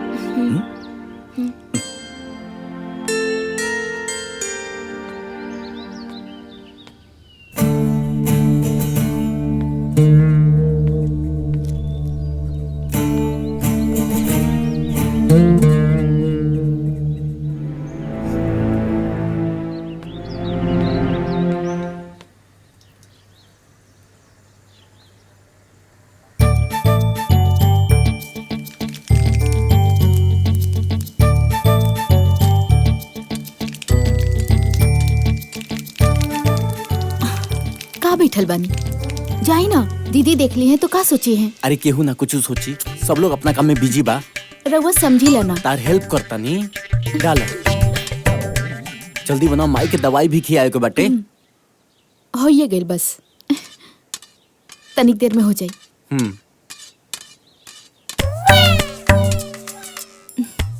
जाई, पहले जाइए जैसे हम बनावत नहीं। बनाओ ना, हम जाता नहीं।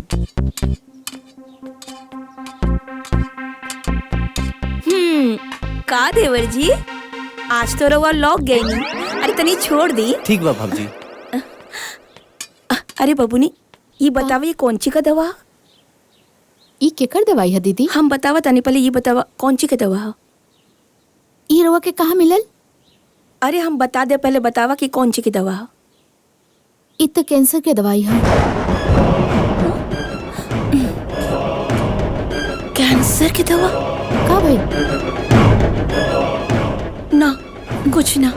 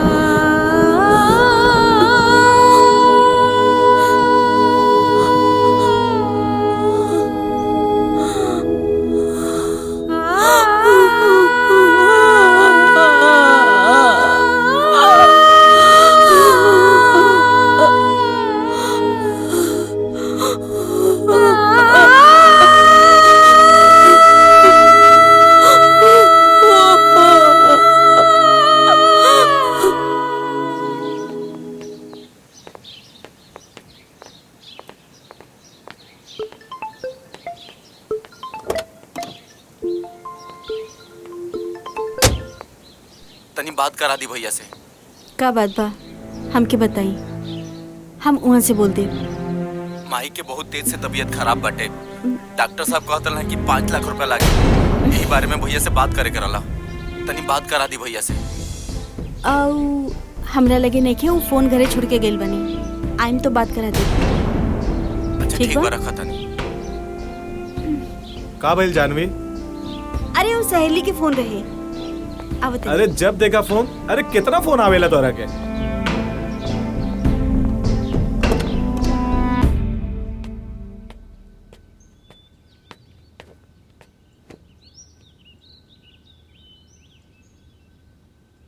पार्वती,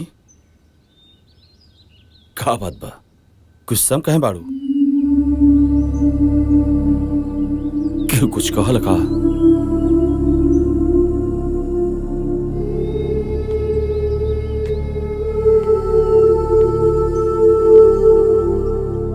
पार्वती,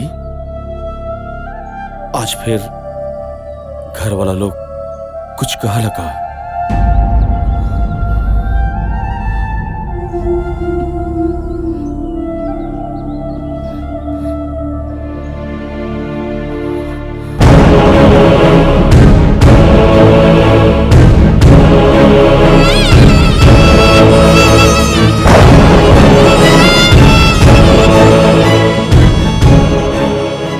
रउआ इतना बड़ बात हमनी से छुपौनी काहे? सिर्फ हमनी के खुशी खातिर रउआ इतना तकलीफ झेलतानी। रउआ के कैंसर बा और रउआ हमरा के भी ना बताउनी कि रउआ मौत और जिंदगी से लड़ रहल बानी। हमरा के अपना ना समझनी का अकेले इतना तकलीफ काहे सहतानी? चुप काहे बानी? बोली ना, काहे चुप बानी? कुछ तो बोली रउआ। का बोली तो से? का बताई तो से पार्वती? हम ही कैसे बताई कि हम मरे वाला बानी? हम हर रोज तिल तिल खुट खुट के मरतनी। बाकी रह गई बात, हम आज जिंदा बानी खाली तोहलो खाली। और तो के बता के तो हो के घुट घुट के मर देती। तू के कैसे मर देती पार्वती? हमारी बात सुनो ना। वो राजू को पूरा जिम्मेदारी तोहरे ऊपर बा। सुना हमारी बात, तो इतना कमजोर मत पड़ा, इतना कमजोर मत पड़ा। सुनो ना, अभी हम जिंदा बानी, अभी हमरा कुछ नहीं होके वाला।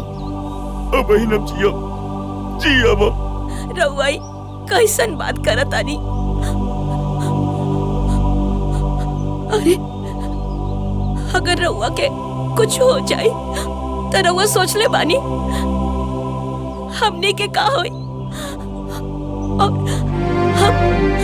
हम रउआ बिना कैसे जी पाई? ऐसे मत बोला। सुनो ना, तो क्या हमार कसम घर में केहू की मत बताइए तू। और घर में बाबू हुई तो ओके मालूम पड़ी तो ओकरा के सब बतावले से ओकरे ऊपर बहुत गहरा असर पड़ी पावती। ये बात के समझा तू। और अभी हम जियब, मरद थोड़े मानी भाई। अरे अभी हम जियब, अरे हम जियब पावती तोहरा खाती और राजू खाती। अरे हम पे कुछ ना हो, तू बोलू ना, तू बोलू ना।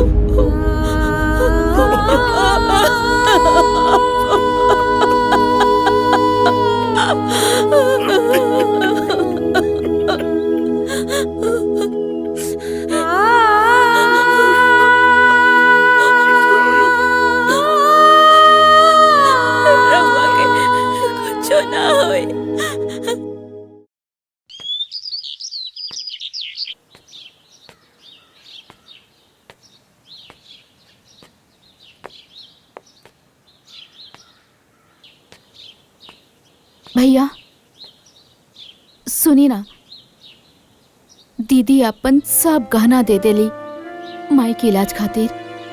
हमरो पास है कुछ गहना बा, है रउआ ले ली, माई के इलाज करावे में मदद हुई। ले लेना भैया।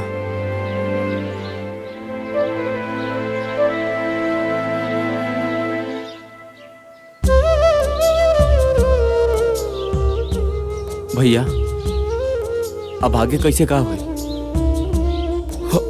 तू चिंता मत कर, हम बानी ना। कहीं ना कहीं से माई के इलाज खातिर पैसा का इंतजाम हर हाल में जरूर करब मोहन। ठीक बा भैया, जरूर कर।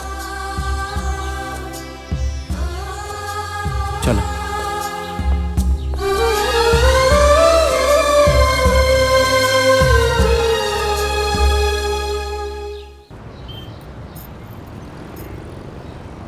₹2,00,000 से ज्यादा का माल नहीं है। 2 लाख रुपया? 2 तो बहुत कम बा। ठीक बाटे।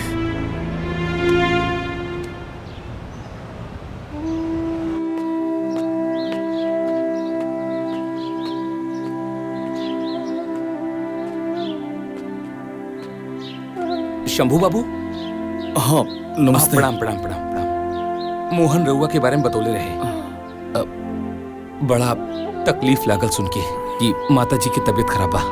बस रिश्तेदारी के नाते हम रउआ के कुछ सहयोग करल चाहता नहीं। बस रउआ ना ना कही। हैला, अगर और जरूरत पड़ी तो हमरा से निसंकोच कह दिया। काहे की समय पर अगर अपन आदमी काम नहीं तो काहे के संबंध। बहुत बहुत मेहरबानी आपकी। अरे ना, इमे मेहरबानी कोना बात के। अरे राउर माता जी जोन बानी वो हमरो तो कुछ ना कुछ बाड़ी। धन्यवाद।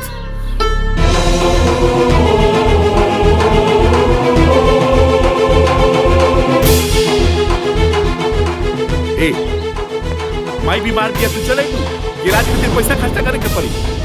अरे आज तारा ई हरकत पर हमरा खुदे लाज लागता। आज तक हम तेरा हर गलती के ई समझ के माफ करी थी कि तू आज ना तो काल समझ जाए, मगर तू कबूल नहीं खुश समझ। अरे तू कहा जानी कि एगो माई के ममता का होला? हमरा से पूछा जेकर माई नहीं खे। अरे हम तो सासू माँ में अपन माई देखत रहनी है। हम इलाज कराए, हमरा लगे 50,000 रुपया बा, बाकी का इंतजाम हो जाए। अब चला। हमरा के माफ कर दी। अब हम कौन मुंह लेके अपना माई से मिले के जाए? पता ना माई हमरा बारे में क्या सोची है। अरे कुछ ना सोची है, उनका यह बुझाई कि तू पैसा लेने गई रही हो। चला चला चला आवा।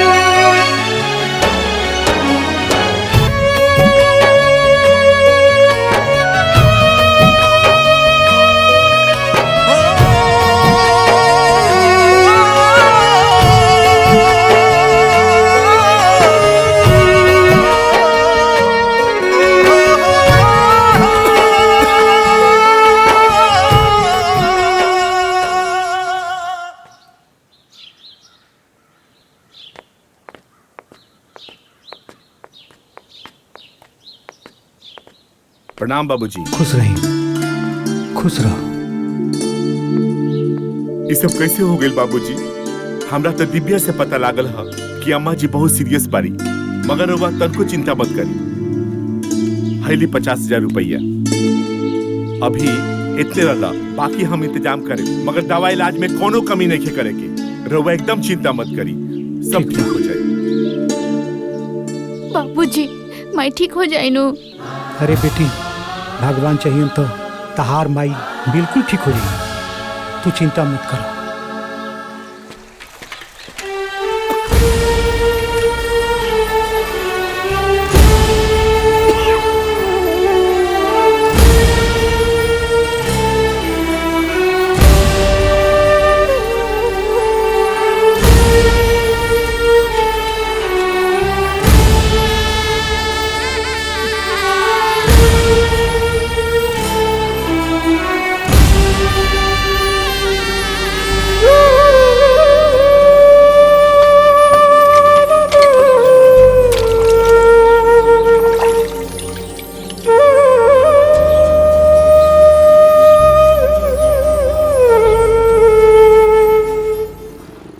हेलो जानवी, कैसन बाड़ू? ठीक बानी। अच्छा, इतना दिन के बाद तो क्या हमारी याद आइल ह? यार इतना दिन के बाद हमनी के जिंदगी में सुकून आइल बा।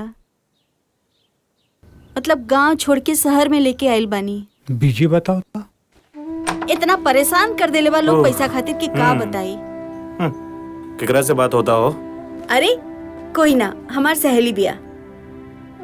ठीक बा भावना, हम तोरा के फोन करता नहीं। ठीक बा, बाय। का बात बा? रउआ आज जल्दी आ गई नी? लेकिन कुछ उदास लगा तानी। का बात बा बाबूजी? फोन तो कहनी हाँ, लेकिन फोने नहीं खे उठावत।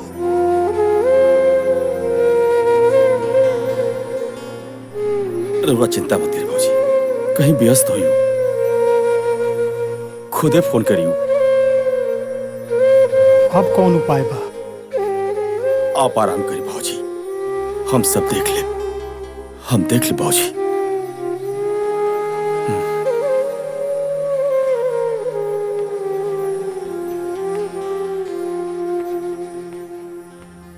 पता नहीं क्या है, आज माई बाबू का बहुत याद आवता हमारा के। एगो काम करा, तैयारी करा, हमरा के भैया भाभी से और सबसे मिले के बाद आज सबके हो के याद आवता। ए जी, एगो बात कही।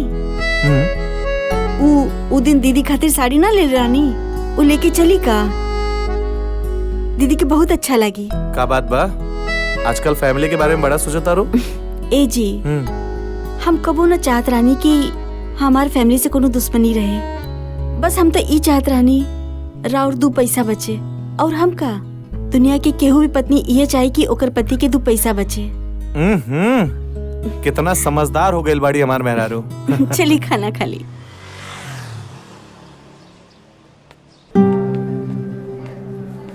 डॉक्टर साहब, हम रिसेप्शन पे पूरा पैसा जमा कर दिल बानी। अब माई का ऑपरेशन हमरे बढ़िया से हो जाई ना। हम अपना तरफ से पूरा कोशिश करें, बाकी भगवान के मर्जी। भरोसा रखो, सब ठीक हो जाई। तू ठीक बाड़ा ना? हाँ ठीक बानी। अपन ख्याल रखिए।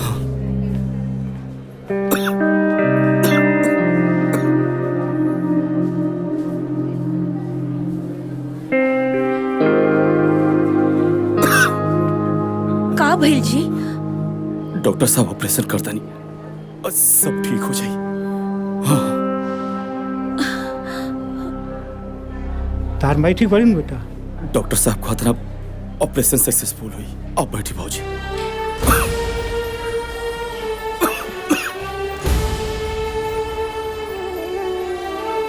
हमरा बहुत डर लगा था, न जाने अब का होई।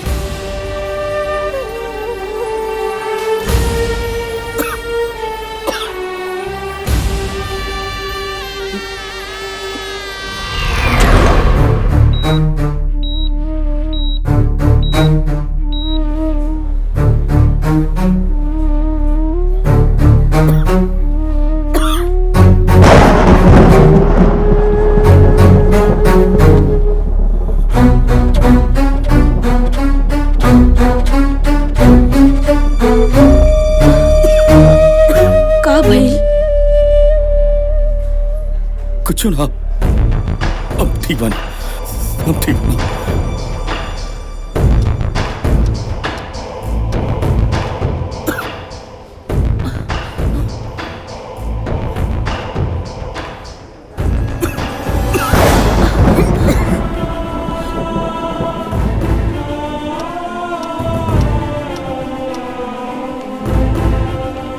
शंभू, बहुत बड़ा खुशखबरी बा। माँ जी के ऑपरेशन कामयाब हो गए। भगवान तो प्रार्थना सुन ली। ऑपरेशन कामयाब हो गए। अरे शंभू, ठीक बाड़ा नु? ठीक बाड़ा नु? भाई ठीक हो जाए। बाबूजी, हाँ सब ठीक हो भाई ठीक हो जाए।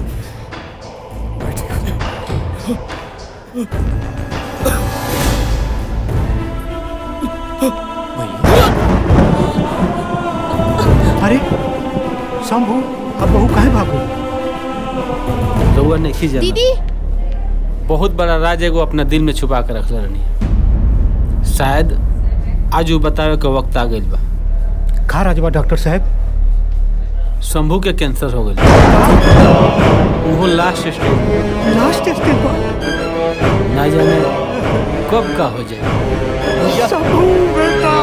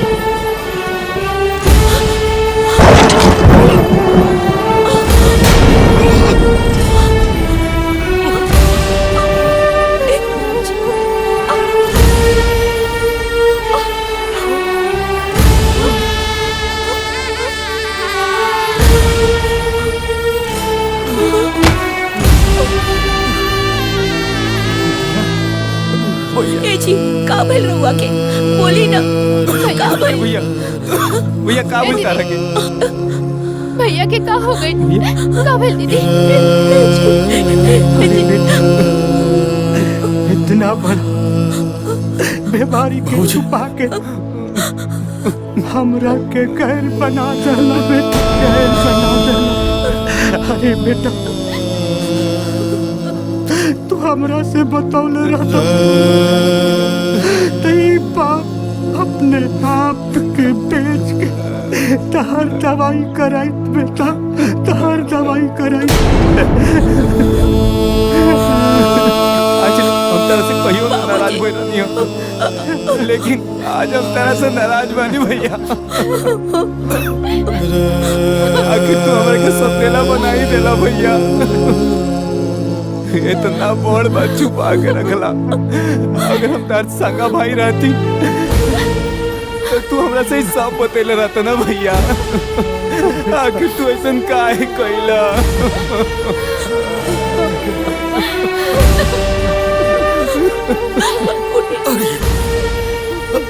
ऐसा मत तू और प्यार बाबूजी का प्यार और पार्वती का प्यार ये तो हमारे जीने का आधार रहा रे पगला। ना तो हम था कब का मर गिल थी लगा था हमारे तो साथ बाबूजी देखिए ना ये का कहता नहीं इनका के हॉस्पिटल ले चली बाबूजी। चलो भैया उठे ना जी भैया। जीवन बाती बूझ गइल उजड़ गइल संसार।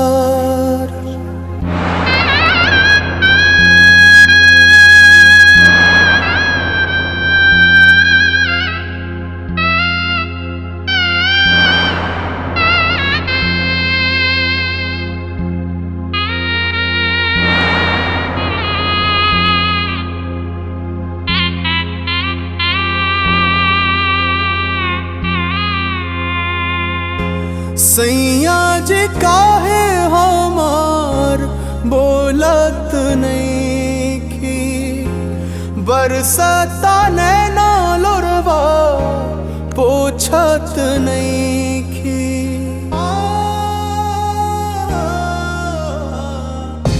सैया जी काहे हमार बोलत नहीं की बरसता नैना लोरवा पोछत नहीं की। जिंदगी बिरान भइल दुनिया बहुजड़ल काहे अखियां रउआ खोलत नहीं की। सैया जी काहे हमार बोलत नहीं की बरसता नैना लोरवा पोछत नहीं की।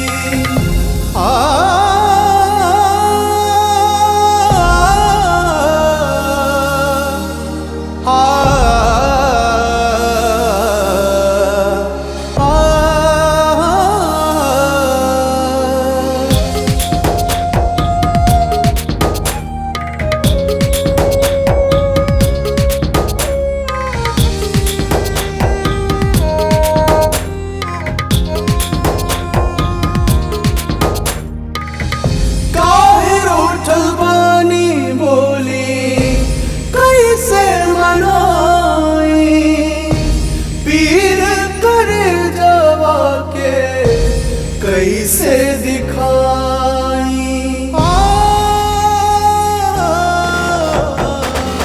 काहे रोठल बानी बोली कैसे मनाई पीर करे जवा के कैसे दिखाई।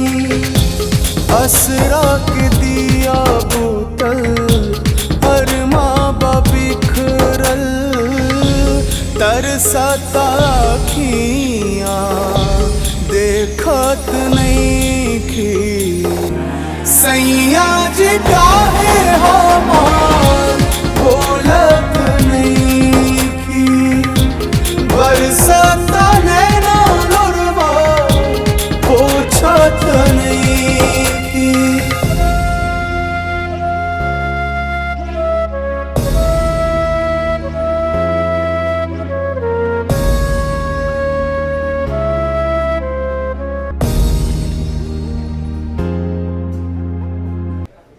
माँ जी आराम करी रहुआ, रहुआ उठी मत। डॉक्टर साहब हम ठीक हो जाए नु। हाँ माँ जी, रहुआ बिल्कुल ठीक हो जाए। राउर ऑपरेशन सही सलामत हो गइल बा। ई सब रहुआ बेटा के प्रयास के वजह से संभव भइला। हम जानत तनी कि हमार मझिला बेटा हमरा के ना छोड़े। हमार मझिला बेटा नु ऑपरेशन करौले है। कहाँ बा हमार डॉक्टर साहब? हमार मझिला बेटा कहाँ माँ बा? जी अभी भी रहुआ आँख से पर्दा ना हट। राउर मझिला बेटा ऑपरेशन तो दूर रहुआ के देखे तक ना आइल। का रहुआ तो जिंदगी में कोनो अच्छा कर्म कैले होखे कि बड़का बेटा जैसन औलाद पैदा। अरे राउर बड़का बेटा राउर जान बचावे खातिर आपन जान दे दा।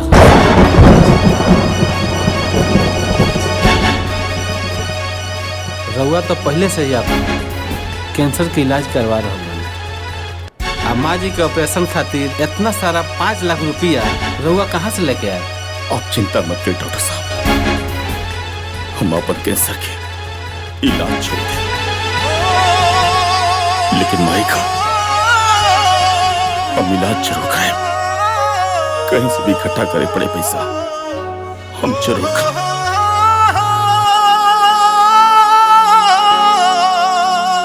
अरे ना ना रे, हम तोर माई ना हई।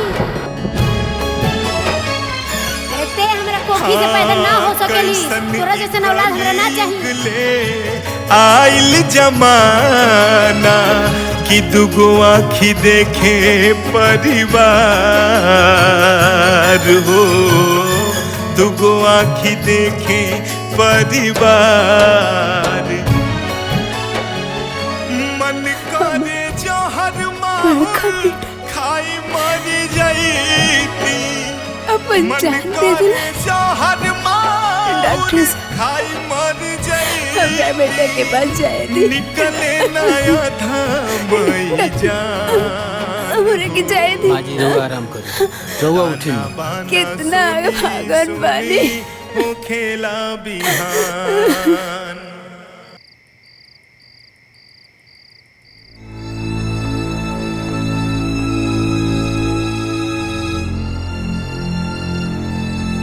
माई रुक जा ये सन। देख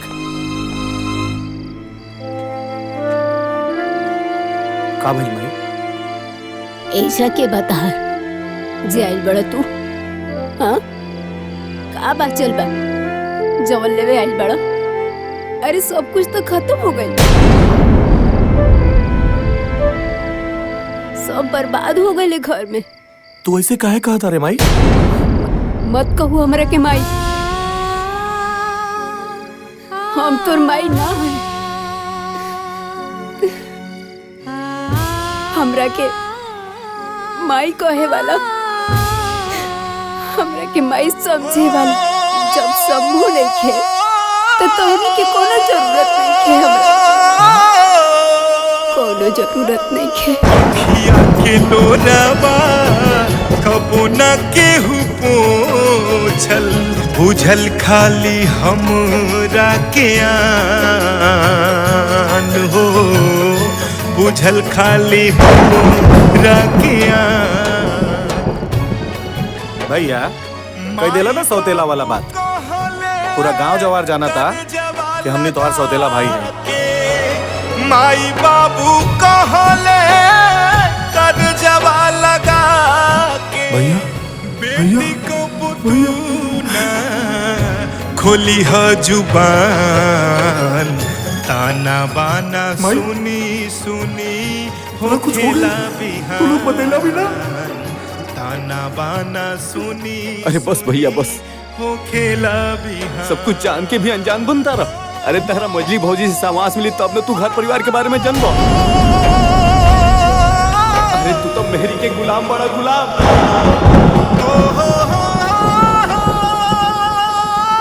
तोरा मेहरारू के लगे इतना बार फोन करनी, लेकिन तोर मेहरारू ना उठौलस। हाँ भैया, हमनी के तरह से बहुत बात करके कोशिश करी, बहुत फोन लगौनी, मगर ये मजली भौजी तरह से बातें ना करे दी। हमरा के सब समझ में आ गए। अरे हम तो वो अभागा बानी कि जे अपने भाई के प्यार भी ना समझ पाईनी। ए जी, केहू भी पत्नी बस इहे चाहेली कि ओकर पति के कुछ पैसा बचे। अरे तोरा के पैसा चाहिए ना रे, ये ले पैसा।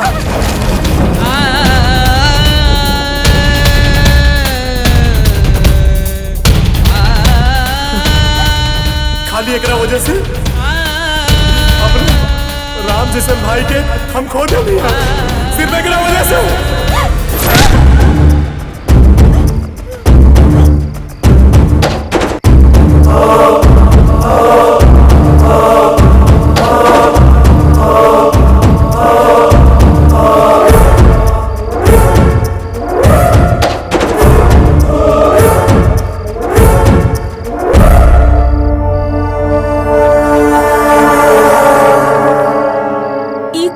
तानी बबुआ,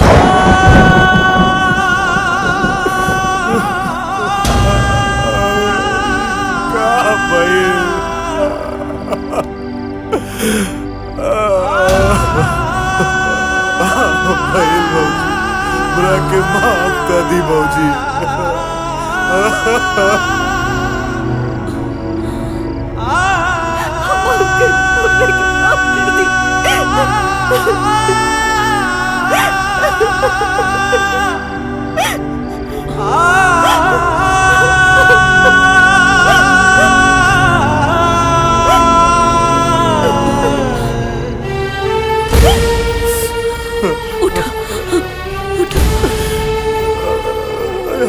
से क्या हो दीदी, हमारे एक छोटी गलती की वजह से एक पूरा परिवार में खल गई। माफ कर दे दीदी। बबुआ, जौन होके के रहे वो तो हो गए। देखी ना माँ जी के का हाल बना के रख ले बानी। हे भाई, हमरा के माफ कर दे भाई। बेटा, माँ जी माफ कर देना ये लोग के। माँ जी माफ कर दी।